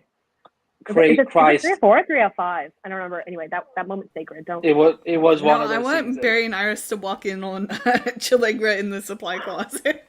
No. Barry telling Iris that she was the first person he saved. Oh. Yeah. That's season 2. That's on my list. So let's go to season 2, Toddy. Mm-hmm. Now I know again, season 2 is very painful for both of us. I know that, but erase that blonde cop and think of everything think of your 4 favorite moments from season 2 with WestAllen. I don't know if I'll have 4, but I will say 1A does not exist, or 2A does not exist as we just said. So we'll just start with the entirety of episode 13, getting to see Earth to WestAllen. There is not like one moment that is better than another moment. All moments were amazing for a man dying of thirst in the desert, which was me. So it was a wonderful oasis that we found there. Then I'm like, what else happened in season 2? I'm trying to remember. Obviously, I loved Iris's confession to Barry before he's gonna go off and do things, important, dangerous things in episode 20. something must have happened in 221 that is also iconic, and I cannot remember because apparently season 1 is the only season I can remember now. Wait, I will tell you. No, I will tell her because it's one of my Okay. favorite moments. Iris literally pulls Barry out of the sleep. That's right. That's right. Zach- she does. Yeah, obviously, yeah, He's in she the does. Speed Force. Zach's- She pulls him out. I remember now. Yes, Zach Stantz did that, and we have like the yes. Okay, Yeah, that's Beautiful. dead. Yeah. Oh, Runaway wish I brought him Dinosaur. back. I know, Why right? did He you was like iconic stop? for that episode, and then never He was we such never a got great anything writer. else. What was happening? Why not? I think he's just he was just a freelance Is he? writer, and Yeah. he was like kind of like I don't know if it was like he was like a came in a package with Kevin or what, Well, but Toddy, what are you Yeah. talking? Zach literally wrote in season 3. yeah, I know, but he wasn't a writer for the show. He only was. I think the last freelance time writer. he did one was season 5. I think it was like episode 16 when it's the episode when Nora and Barry and Iris are in Chitters and talking about the list of things that they still need to do as a family. Because I remember he did a tweet about that and like how he wished he had a better like storyline for that than when it come out. Yeah. Yeah, I think that was the Zach last is one. one he of- did. But honestly, like Zach- he just jumped ship when the show wasn't going as well. So like Sad times. can't mad at him. Exactly. Well, Zach Zant is one of our faves. Okay, but Toddy, if you don't have any other moments that you can think of, we will shift over we're to. not done yet. My God, Oh, the episodes are God. not over. I was gonna say, and then of course my final one would be episode 23, like the finale when they have the really cute kiss. I agree, Matt. I would have loved that Zach and Sterling Gates would have come back. Love Sterling to death. And Zach is they're amazing people. Go follow on Twitter while Twitter Yeah, I still do. exists. We're still Now Miss Breeze, WestAllen, Riley, not Jenna. What are some of your favorite moments in season 2 with WestAllen? I feel like Tatiana stole mine all. So obviously, Because those are the only moments. I'm just kidding. Yes, those are the only moments that I could remember in time for this podcast. Because I'm not gonna lie. Sorry. No. Keep talking. I won't speak. Speak. Don't speak. But I was just gonna add a quote from when Iris confesses to Barry, since all I do is watch clips and write down quotes. And she says, "Barry, you've always had someone to come home to, me," which I think is a good teaser for one of my favorite moments in season 3. But you can't say that the writers don't love a theme because they are still using that theme seasons later. So yeah. I will turn it back to Tatiana since she seemed to remember another moment. Oh, I was just gonna say I do love that little moment at the end of episode 22 before his dad is murdered when they're like being flirty and you're like, oh, this is opening the And door her for dress. more. Her Yes, dress she looks was- so good. She looks so good that at backless dress. Yes. We needed more of that. I'm sorry. I'm just gonna say this before. Lee, I'm sorry. I'm gonna do this to you, but Earth 2 WestAllen was one of my favorite things in season 2. Just because like Iris, we get to see Iris be what she wanted to be. Originally, she wanted to be a cop, and just seeing nerdy Barry, I'm like, damn, this that was boy a was great so look like. on Grant. Yeah, Grant was great with the glasses. Yeah, but Libby, what are some of your favorite moments? Yeah, so I think obviously, season 2 didn't have as much WestAllen, but the one thing I have to say is that Iris wasn't with someone else. So it did allow for us to start seeing Iris, obviously grieving Eddie, but also opening her heart up and realizing, wait, if I want to kind of, now I'm feeling a bit, feeling like I can come back into the world and start dating again. Why wouldn't it be Barry now that I know how Barry feels about me? So like, I wish it was more, because, Iris should have been more in the forefront of the stories the whole time. And she was taking, a lot of other characters took a front seat, but you did get to see, and that's why I guess we only needed season 1 and 2 to finally have them together in season 3, because first season was Barry really being like, I love her, I can't have her. And then season 2, it's like, I wish it was more overt, but it's like Iris being like, Barry is just the person for me. Like, and all the little glances in the moments, like when he doesn't have powers and she's like patching him up. And then also that was great. And also him saying like, you were the first person that like, I didn't know what I could do yet, but I knew that I could save you. Amazing. Very true. I loved when she because now I know she's not only like, you know, she knows she has powers and he has powers, and she is going to be fighting, like going after criminals and then jumping out of windows if she needs him. That was amazing. She was like, thanks for rescuing me. I got to go back to what I'm doing. Like, perfect. We needed more of that. I also really loved, obviously, Earth 2. It was perfection. And it was interesting having Barry have to, you know, kiss Iris, but he's like, it's not my Iris. Like, but it's almost like he gets to have this domestic aspect of it. And he's like, it's just reminding him, because he had the Patty situation.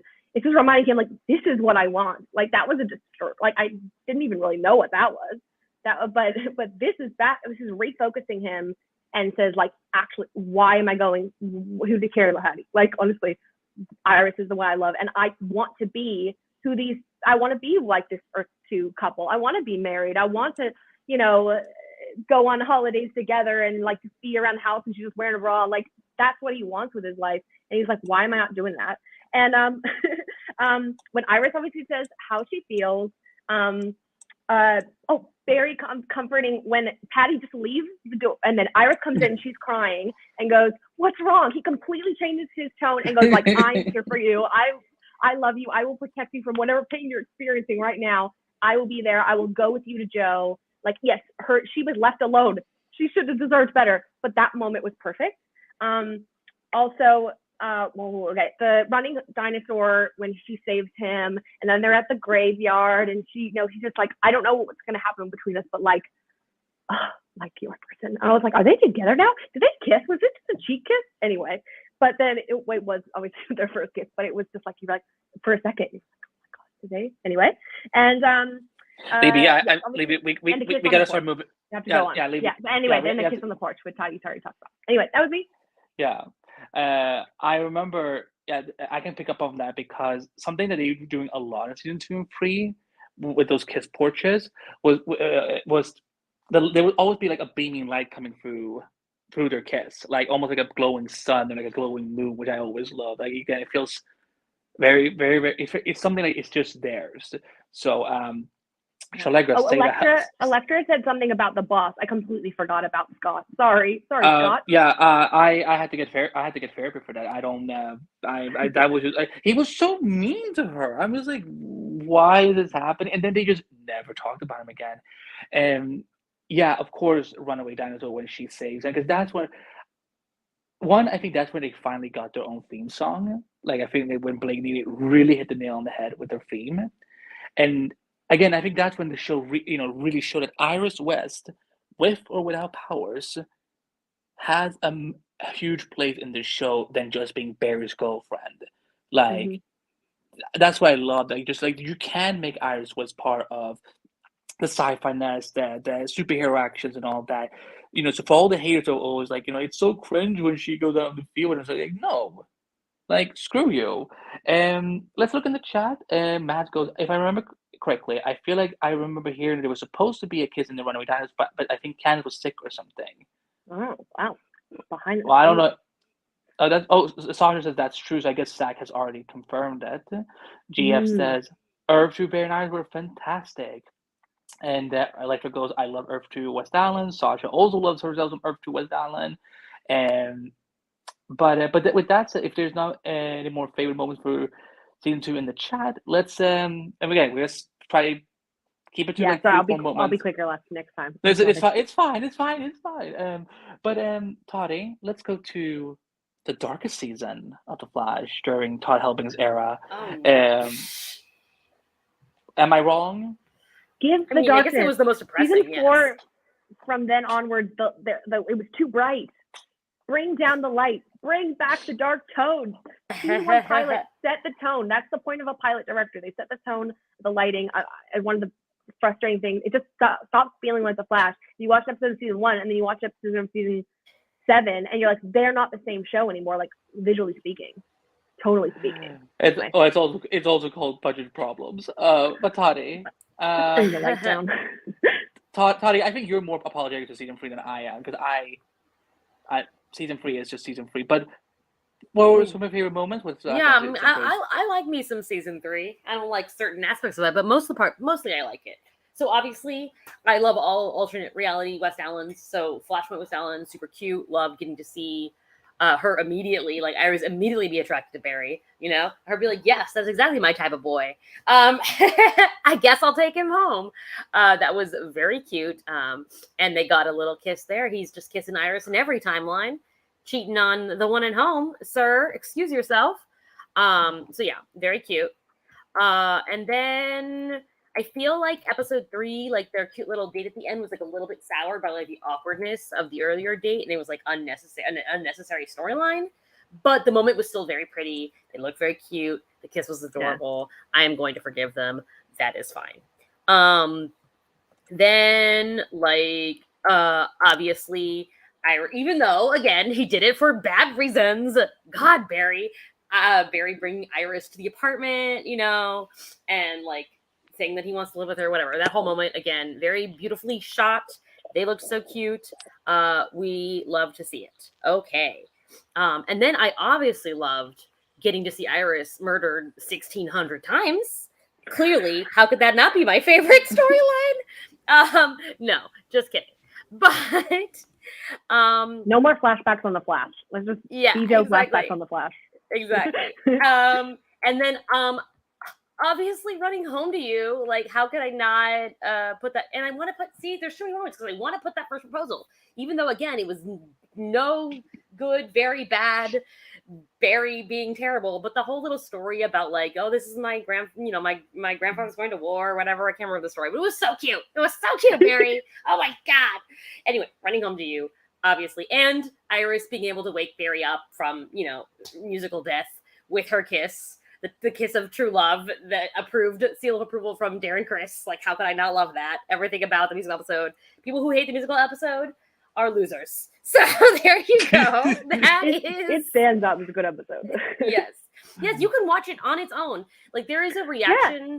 There's like a vocal coach that does YouTube reactions, and her reaction to that episode was so cute.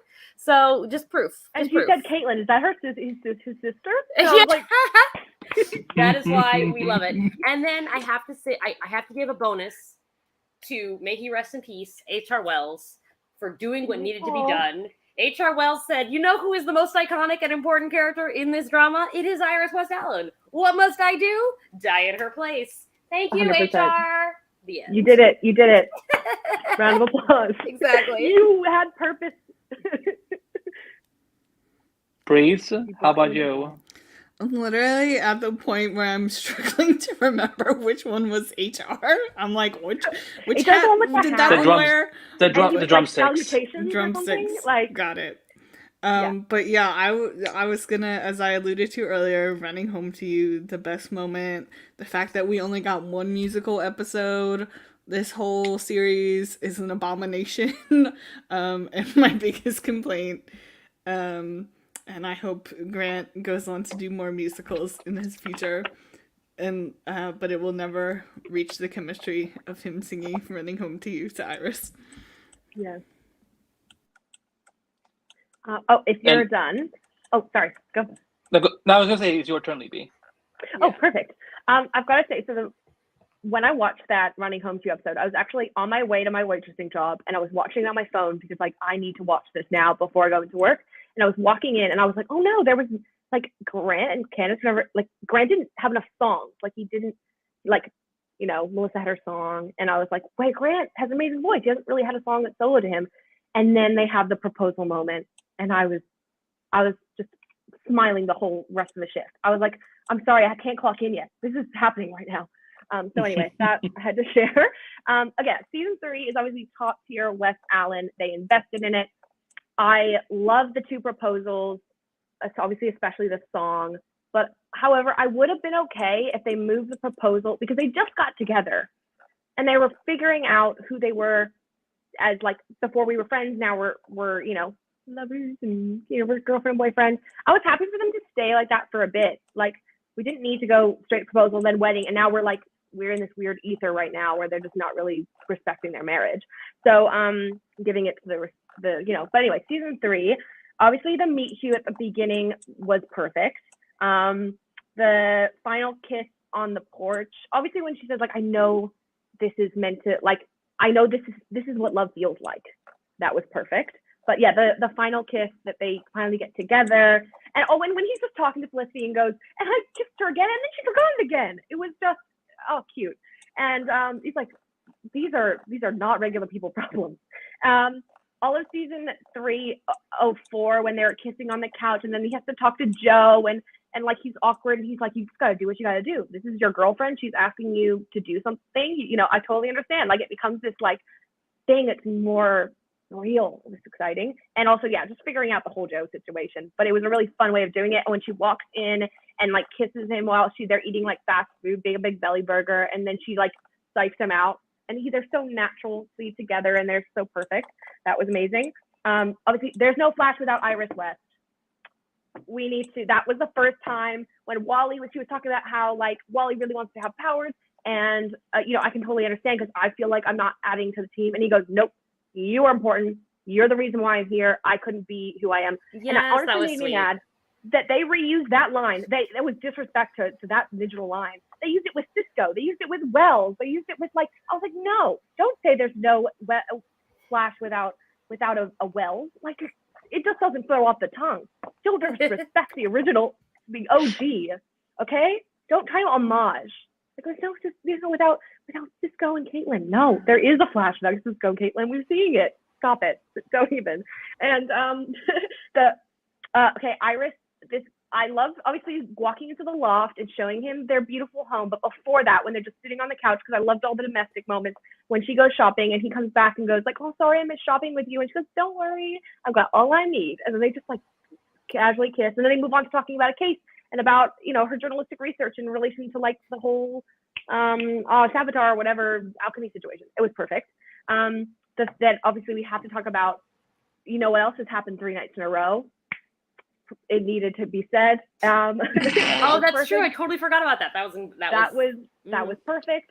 Obviously, that also became the era of like murdering Iris over and over. But that was, and like we WestAllen shippers know what I mean. And also when Iris, so when this is a Iris moment, but like Wally was like trying to get something, and Iris was trying to do her case before, you know, this is my legacy and like what am I leaving behind. And she goes to Joe and goes to Stahl and goes, oh, we've just been thinking, me and, you know, Barry, about the next step in growing our family. And he's like freaking out like she's pregnant. And that was perfect. That was very cute. And like. And Libby, I'm going to have to make this your last one. Okay, no, wait, last one. Sorry. I have to say this.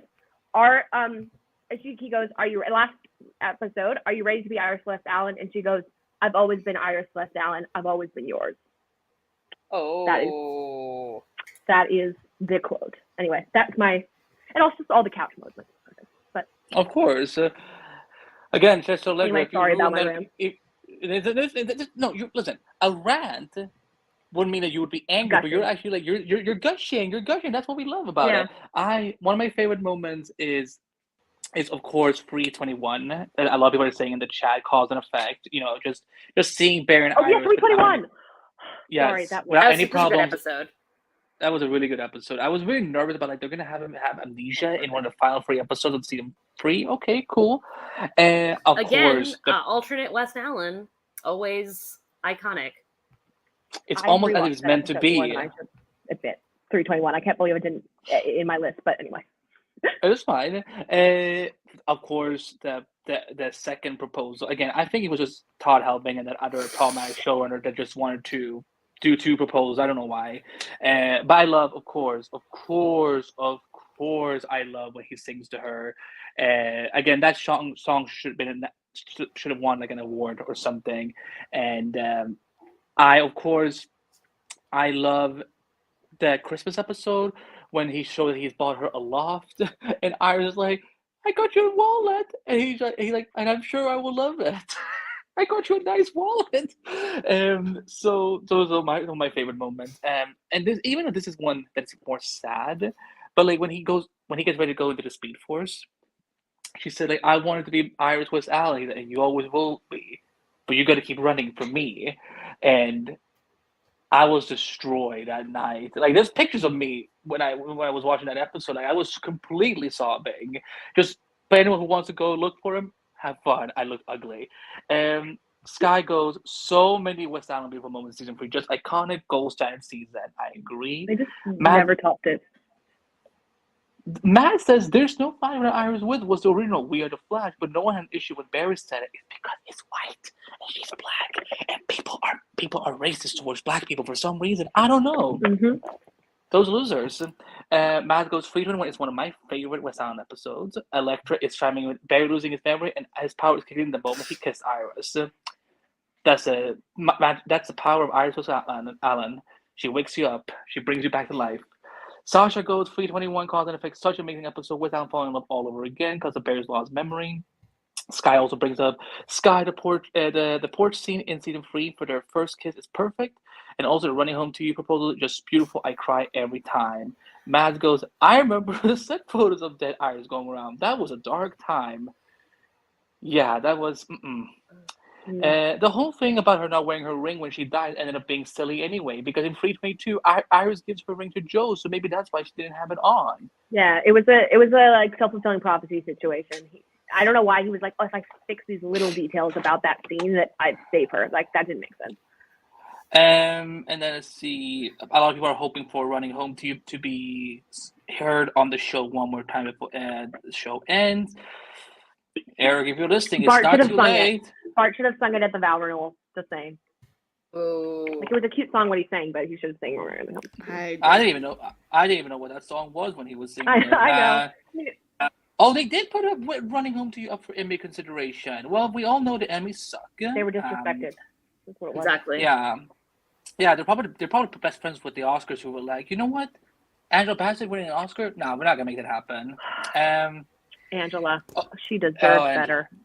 So okay, she's perfection. Now and CR 911, and like they don't deserve her. Like, how did they 911 get Angela Bassett? I have no idea. They pay her a lot of money. That's how. And they just like every single cent. Like I also watch 911 Lone Star and Rob Lowe. I don't care about you, Angela Bassett. Mads, don't put this out there, because if we don't get it, it's your fault. I want this now. They would never be so kind as to give us that, but thank you, Mads, for ruining it and making me hope for that. I'm sorry. That fanfiction is the way that we survive. WestAllen shippers survive. Okay. If you didn't have fanfiction, how could you fill your time and your energy and keep going? Okay. You know. Now we really got to speed this up a little bit. I'm sorry. Yeah. Don't worry, it's going to start becoming faster. Yeah, because wow. Sorry, I have to be said. I literally ran out of I had 2 dot points under season 8 and 1 dot point under season 7. It's sad. Oh, so don't worry. Okay. Well, season 4, let's challenge each other a little bit. Tari, what are your 2 favorite WestAllen moments in season 4?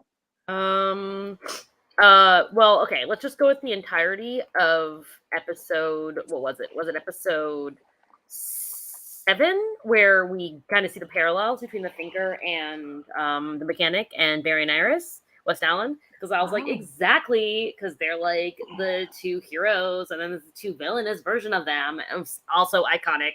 So, love that. And then, I'm pretty sure that was Eric's first episode. Was it?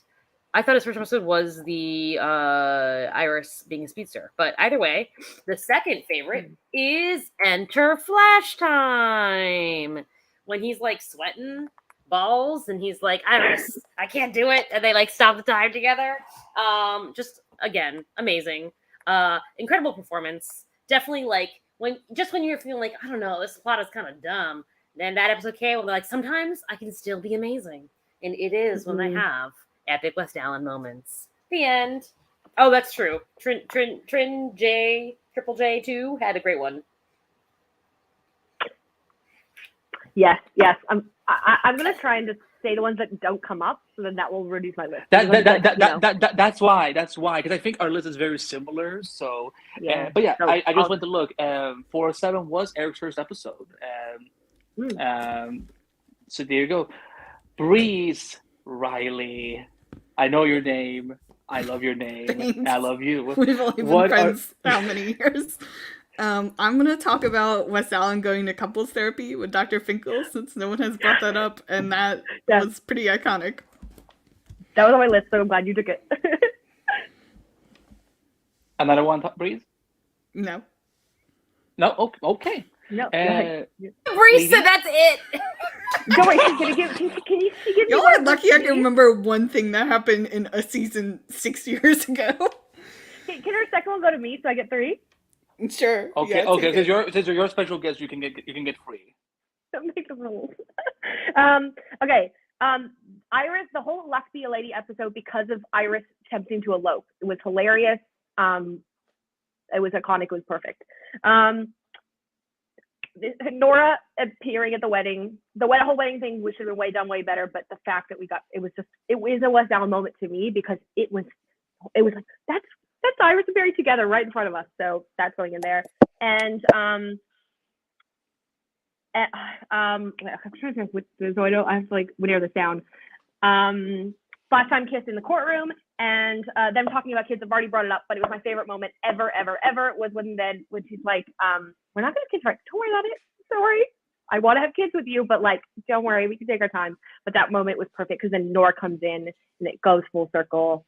Yeah, and also like Iris risking her life in the beginning, because to like get Barry to snap out of his whole like flashpoint coma, or whatever, like Speed Force situation coma, insanity. Anyway, that. Oh, and also just Iris walking down the aisle and Barry seeing her being all teary-eyed. Sorry, that was like 4 or 5, but. Well, one of mine is definitely when they generate the flash time kiss in 409, 410, because I don't know if I don't think we can say this on air, but when Toddy and I went to visit Armin Kevorkian, shout out to Armin Kevorkian, he told a very special story about how that sequence was made. And Toddy, do you remember this?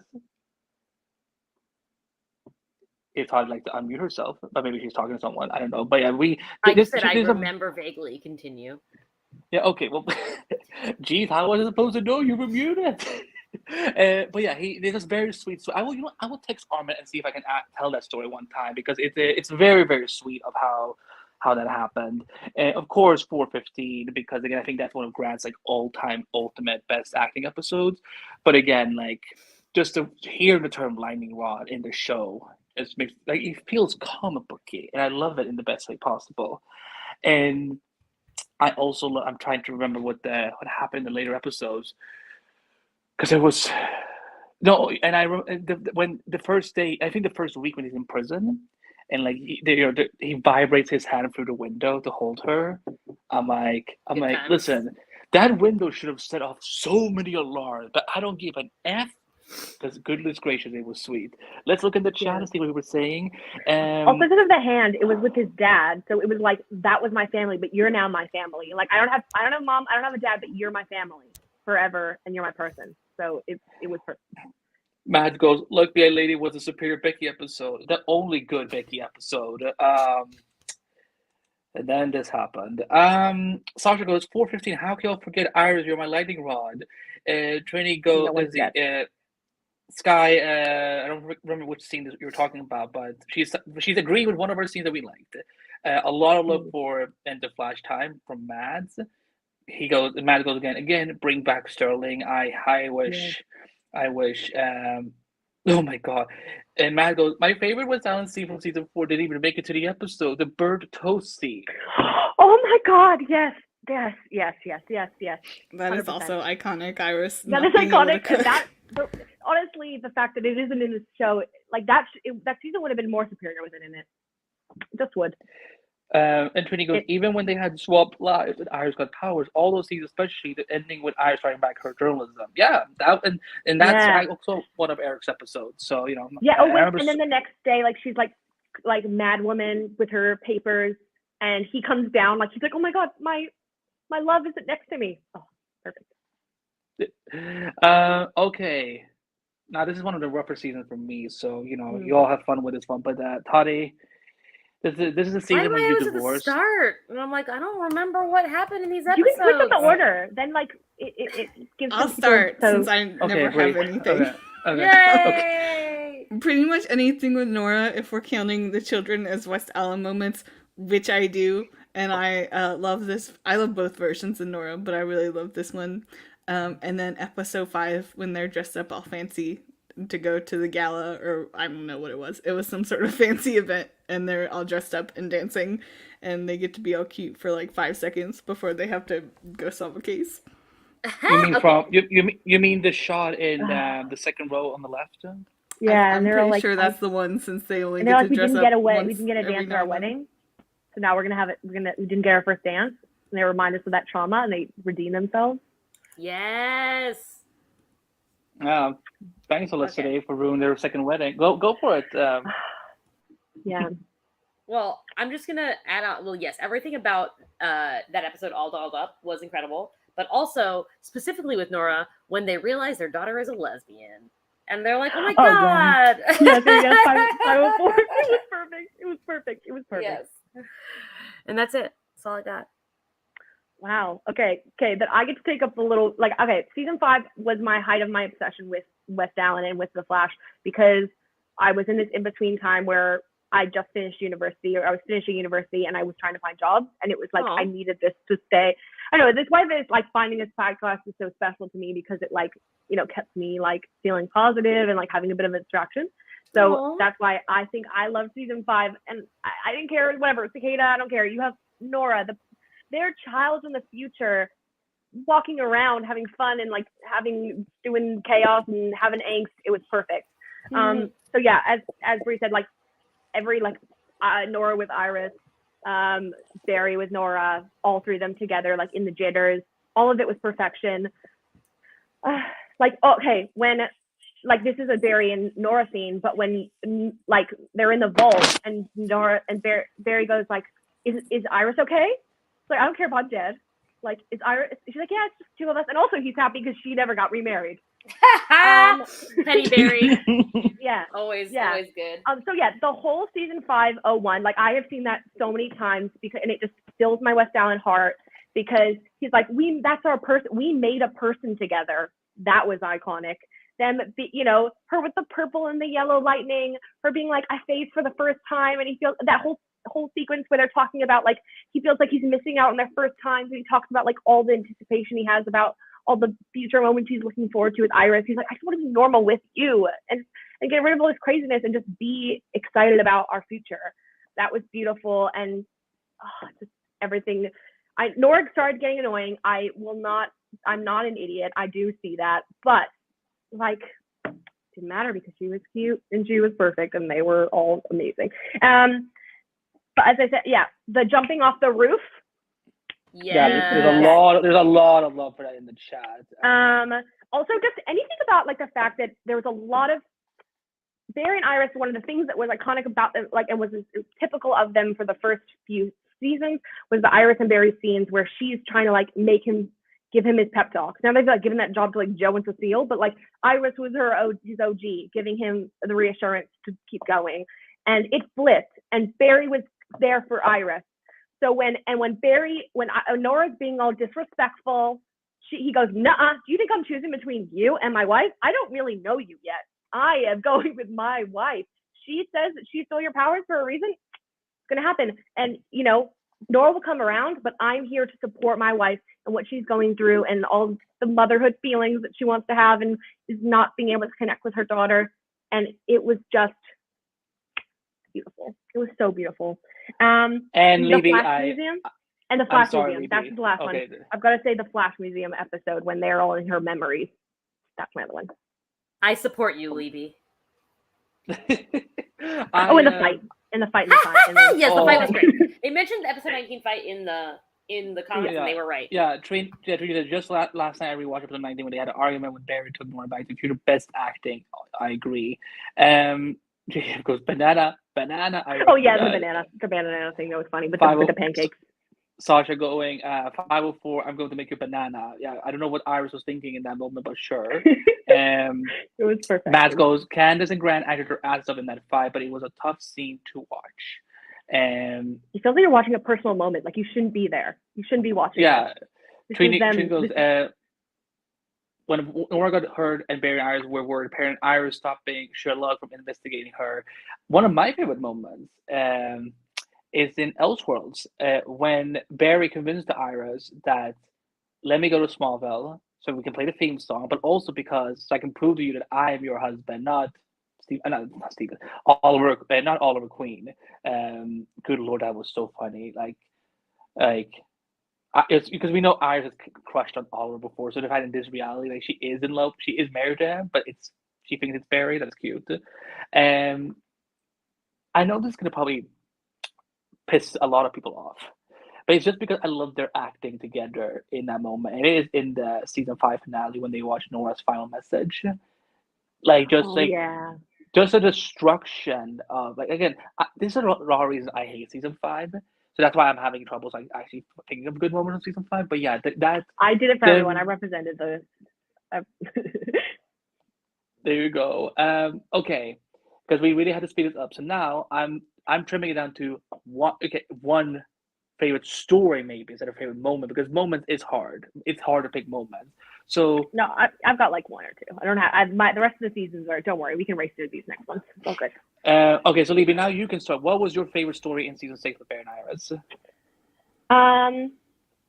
Honestly, because I don't know if I can count any of the mirror scenes that he had with Mirror Iris that that's not Iris. So those are not WestAllen scenes to me. Those are disrespecting and violating Barry and that on that.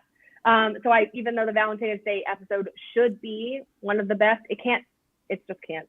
So I would say the mirror, them talking to the mirror and like through the mirror to each other was beautiful. And and the seeing this is not really the baby Nora when they're in the blood work dream and they're holding baby Nora and they're seeing baby Nora in the crib. He's seeing baby Nora in the crib, and then the kiss in front of the fireplace. 6:10. That's it. That's literally like all of them. That's all I've got. Breathe. One small one is Barry and Iris go on vacation. Do we see them on vacation? No, but it's nice no, we to just know saw their beautiful hair. that they went on vacation. And then I'm gonna count Crisis and Barry being the paragon of love as my favorite WestAllen story. Yeah. That was in season 6. I forgot that. Yeah, them reuniting, and it was mirroring season 1, episode 1 when they hugged and they reunited. Yeah. Toddy? I mean, the one that I was going to say was Crisis. So I guess instead I will say, like, I guess it was nice that they got to mourn Nora together in the first episode. Now I'm done. Okay, my favorite actually, moment. Yes, Barry and Mirror Iris fighting. Mads is right. That was a great scene. Yeah, they definitely had, the chemistry was all there, but it wasn't WestAllen. Yeah, but once he knew it was her and they're just like literally fighting, that was good. I was like, yes, Candace fight. Iris cannot cook. That's how he knows it wasn't Iris. Yeah, the crazy moment with Cecile and Joe's house. Oh yeah, but I wish. Imagine if Cecile could have felt something right for once in that moment. I should have knew that Barry was telling the truth. But one of my favorite stories is actually in 602 when after Barry sees all the billion possibilities of how Crisis is going to happen, she, when they're back in the WestAllen law, then she kind of pushing so you're just going to accept this? Like, no, we will find a way. We just got to push. Again, I don't remember all the dialogue. I just remember I loved 602 so much. You know what, Matt? Because I'm still in the mood to drag this a little bit. Why couldn't Cecile read Mirror Iris' mind? Because inconsistency. Let's see what the chat is saying. When Barry had carried blood work to Mag and Iris to pick. What? Oh, to the Mag. Oh, right, the machine. I forgot. Sasha goes 6-2 when Barry says to Iris in the law, I would never choose to leave you. The writers would. I'm kidding. Matt goes, I'm always in the mood to drag the seal. Yeah. Trini goes. Cecile was fine, like when she was a side character, like season 3. From season 4 onwards, she's frustrating. But season 3, I was like, oh, she shows love for Trish. Cool. Good for him. Season 6, Trini says, seems like I wish they had an episode where he would have prepared Iris like how they did with other members of Team Flash. There was a lot going on in that first graphic novel. I agree. Oh, I don't know. The weird thing about preparing people for me to die was just not my favorite narrative framework. I mean, the Now, Joe and Barry scene with him on the over the balcony was literally made me cry. I showed it to my dad. He doesn't even have any context, and he started crying. But the rest, none of it really made sense. now let's go to season 7, which I know is rough for a lot of people, and I'm going to start for once because I haven't gone first anytime. Yeah, I'm So sorry.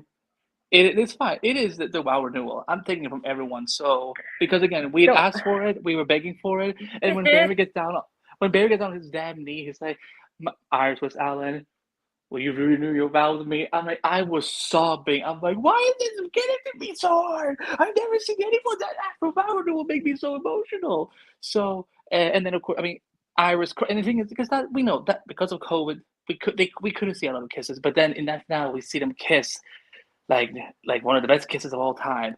Flash time, huh? I just want this moment to last forever. And she was crying, and he was crying, and her dress was just so. It needs to be longer. The scene needs to be longer. We need more of it. And scene. Toddy, your turn. I don't even remember what season we're on, and I don't have anything else. Season 7. 7. So yeah, round renewal, yay! That's it. All right, I will add the supply closet scene then, where Chester walks in on them. Yeah. Oh my gosh. Maybe. I have and I had one other one. I'll steal it. The Flash family team up in 18. Oh yeah. Yes, of course. Yeah. So season 7, I did really like the moment after. It was like when we got to be like, okay, now we're actually in season 7. We're not like dealing with season 6 stuff because of COVID. Was when I wish that Barry talked about Iris's trauma, and it wasn't just Barry validating his trauma, but I did like that they did actually acknowledge that Barry was pretty much raped. So we needed to talk about that, but I don't know if I wish there was more to that moment. I wish there was more we explored with that, but I did like that Iris was like, you were taken advantage of by someone who violated your trust. You're a trusting person is the reason why I love you. We have a wonderful, marriage. Why would you question our marriage? If I started acting weird, why would you then throw me out with, she's trash. She's not my wife. Obviously Iris is better at figuring out when Barry's not okay, but still, I really like that moment. And number 2, when they were like, oh, we need to try for a baby. She's just like, I'm sick of waiting, figuring, we're talking about the future. Let's do this now. And then he runs up and races them up. Fan fiction, straight out fan fiction, runs them up the stairs and the beautiful song in the background. They didn't follow through with that. They tried to wait until season 9 to get pregnant, which was ridiculous. Stop pausing the relationship. But that was a beautiful moment. And I hate. I'm with Lacy. The Forces thing was trash. So the only consolation was, so people are calling us mom and dad, disrespecting Nora, and Bart. Calling us mom and dad. Ooh, what if someone actually called us mom and dad? We can do something about that. That was. But anyway, those are my two, and obviously vow renewal. But and also just when Nora and Bart meet and Iris comes in through and says and they all have this family hug and he's such a mama's boy and he's just mom. That's so beautiful. And also when they're in the vault and she goes oh, our kids are all grown up. You get to it was just. All the chaos, and also when he reproposes, it's really cute. I wish it wasn't Star Labs and Caitlin wasn't trying to come to their family dinner, but oh my god, I wish it was she was sure, I'll come along. It's we didn't invite you, B. But anyway, the proposal was cute, and he was I can't wait any longer to confess my love and commit my love to you, because I've been a trash husband up until this point, so. Yeah. Okay, Matt says my favorite episode was where they think Iris is pregnant and they go with a test in Barry's lab. Oh wait, that was a seal. Yeah, Sasha going. Barry rushing Iris upstairs to the bedroom. Barry saying, "I like that impulse." The fact that Eric said him and Eric came up with that whole scene was to have Barry rush Iris upstairs. Oh, that was because Grant knows. Grant knows what Barry would do. Yeah. Grant and Candace know Iris and Barry and what they would actually do in real life, and these writers don't. Now remember, positivity. Sorry, we don't attack I have to be really nice. So. I have to. Eric, I love you. Matt goes, the scene where Tristan Kaiserman and Star Cut and the Wow are the only 2 seasons I like that season. She said how she said she wouldn't see how she wouldn't see him in the kitchen. What? I don't know. Matt goes, and then they cut the scene with Iris and Joe where she's struggling to write the article about Valentine. Yes. Oh, that's season 6. That's season 6. Aw. Okay. No, yeah, that was perfect. That was cute. But they cut it. Now, before we get going, because I believe Breeze has to take off. Yes, and so Tatiana is about to, Yeah, Libby has to go pills and- soon too because she's got to go back to work. But we will. Do you want to like quickly just say 8 and 9? Like, at 9 it's already just happened. Just the 8. They had a couch scene at the end. After the And for 8, I would say Armageddon when she's, Wes Wells is real, but the power of Barry's love unreverse flashes him and makes her remember that he is the Flash. Obviously, 10/10 would recommend. I wasn't even gonna say that. I was just gonna say Wes Wells. That's the best WestAllen moment. That reminds me, though, that I feel like we may have skipped Oliver and Iris, like when Barry and Oliver switched bodies.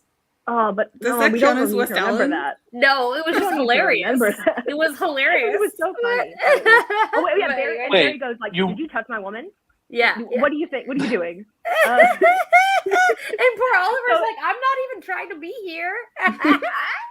I just want to go.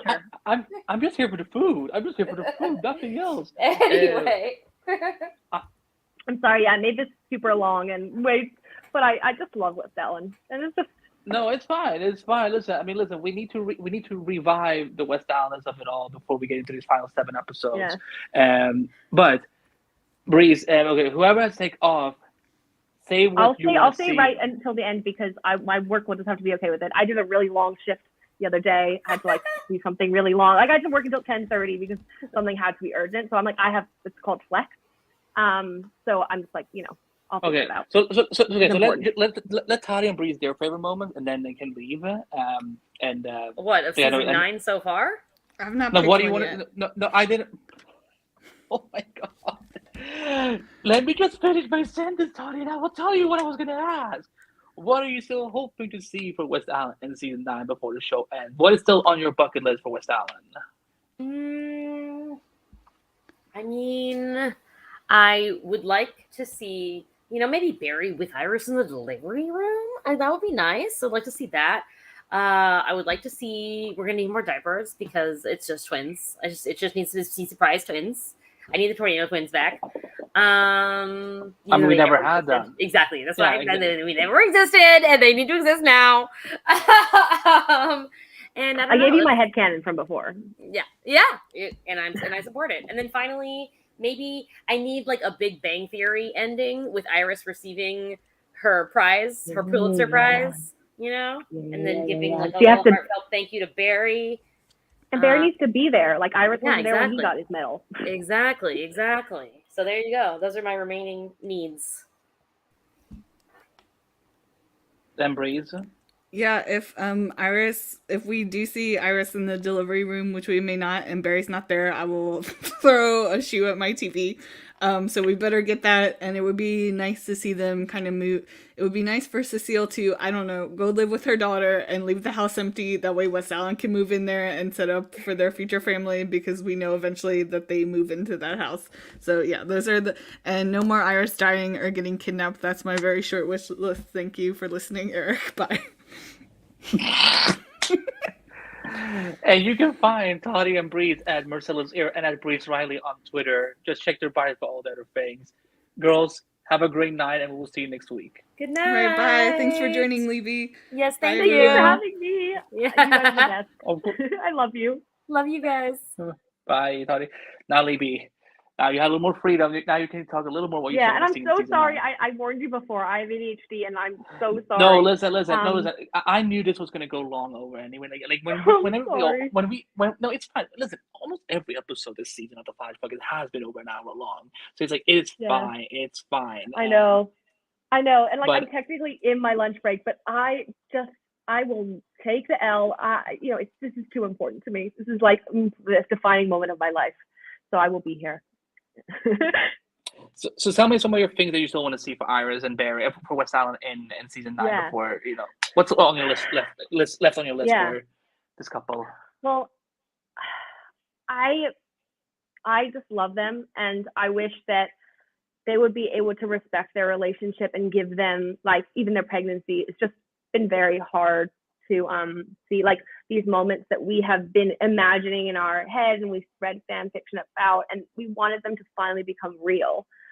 So we only have a limited amount of time left. So, a lot of the things I really want we'll probably end up just having to read about. But things I do want is them to have their baby and it not be delivered by anyone weird. I do want her to have some kind of weird pregnancy symptom, because she is pregnant with a speedster baby. Please, and we want to focus on that and what this means. I second that we should see Iris get her Pulitzer, but I just feel like it's all gonna be so rushed because there's so much going on. And they can't even show Barry being the director of his division, which is crazy to me, because I want to see that. And I want everyone to give them their space to just have this beautiful moment with their beautiful, beautiful baby. And to name her Nora. I know that obviously they've named her Nora, but like in a way that just feels really beautiful. And like, that's all. I mean, like, I have to have very simple needs at this point.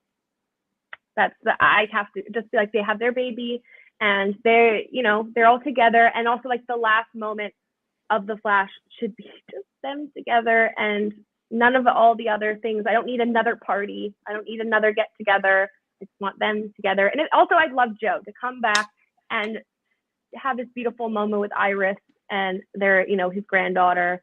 And him to be like, oh, this is your papa, like that he wanted back in season, I felt like 2 or 3, when he said he wanted to be the Papa Joe. So those are like, that's all I can get, and that's all I can ask for.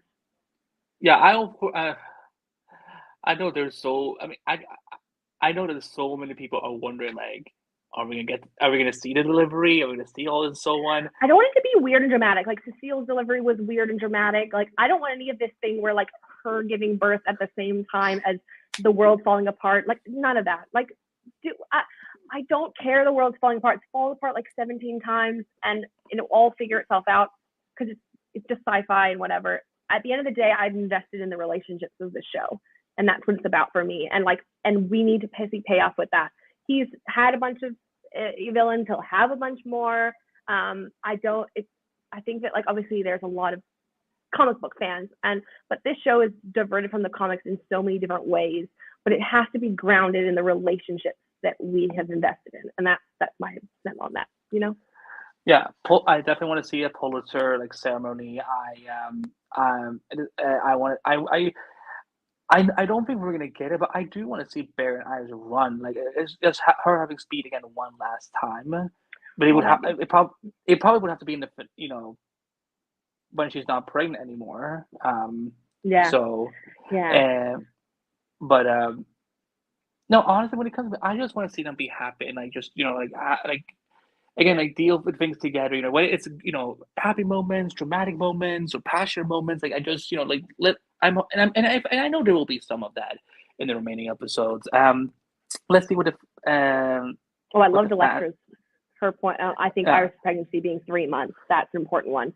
And I mentioned it in my email because DNA, I'm sorry, like, just basics of biology, like, it was already going to be a weird thing that they were like, how do I make sure that the exact Nora, like, she looks like Jessica Parker Kennedy? Like, I know this is like, who cares? Like, but I do care. Like, and that's why they shouldn't have said it's going to happen in 3 months. They kept saying 3 months, 3 months. Just say that there was a time lapse, a time jump, not 1 week, but like, it takes a while to like figure out Joe and where, your arrangements. You have to like buy a house somewhere else. He has to figure out their life. She has to find a new school for Jenna, whatever. It takes a while to say, flash forward 3 months there, and they find out they're pregnant, and then they come to Joe's party, and Joe knows it, and they talk to Joe in a personal moment, and then they reveal it to the team.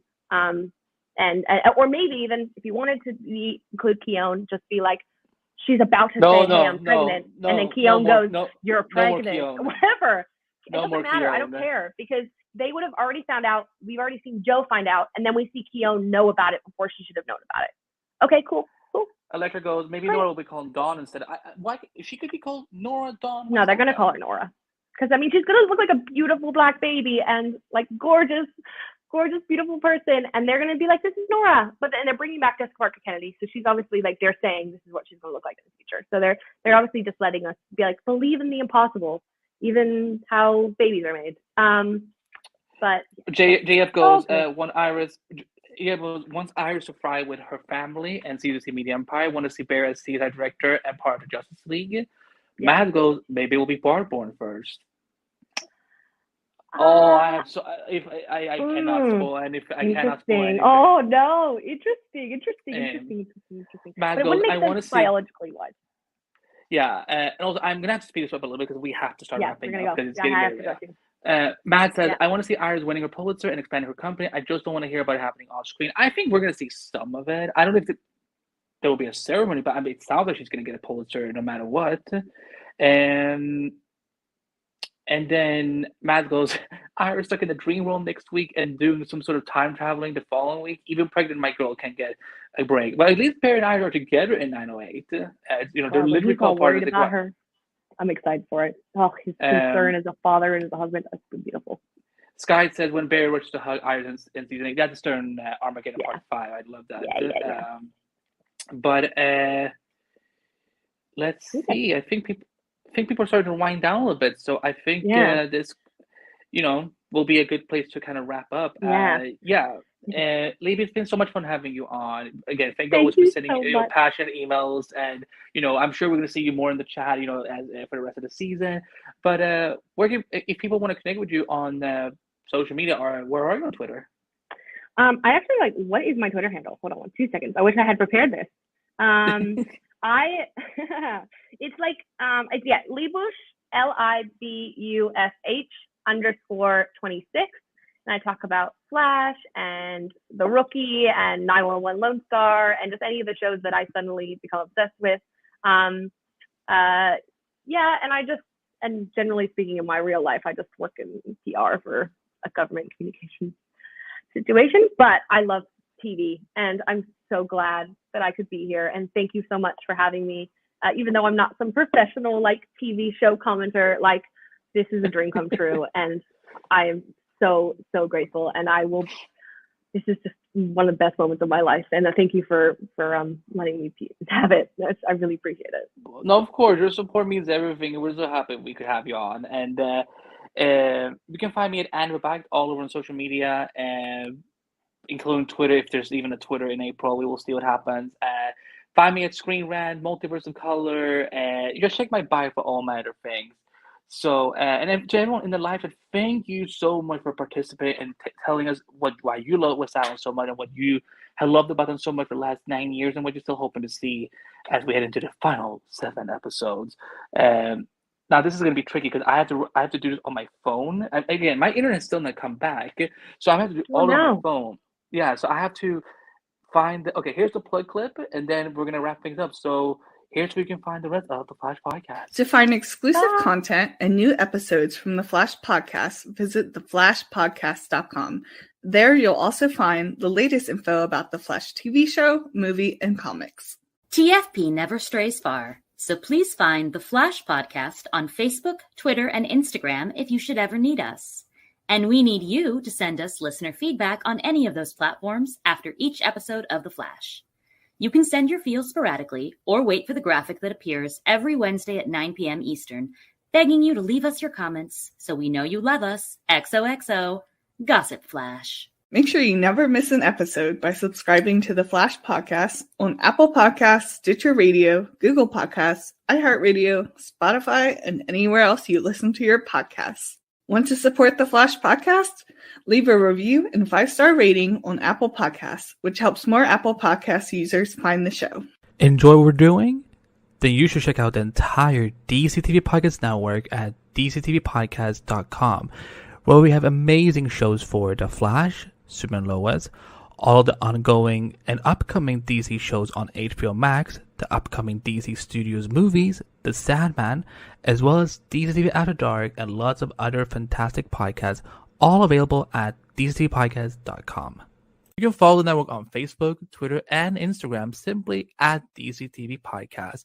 Last but not least, be sure to subscribe to the network's mega feed on Apple Podcasts, Stitcher Radio, Google Podcasts, iHeartRadio, Spotify, and everywhere else you listen to podcasts. DCTV Podcast has its own TeePublic store where you can get all sorts of fabulous Arrowverse and DCTV merchandise to broadcast your fandom in the real world. Click on the link in the show notes to start shopping and help support the network so we can keep making all these great shows. Make sure you subscribe to our YouTube channel at youtube.com/DCTV Podcasts and ring the notification bell for up-to-the-minute news about live broadcasts, exclusive interviews, special clips, and lots more. And because we can never get enough of your beautiful words, you can also email The Flash Podcast at theflashpodcast@gmail.com anytime you want. Use it for longer listener feedback, questions about The Flash and DCTV, miscellaneous thoughts, or fanfic recommendations. We read every email, so don't worry, no Flash fan left behind.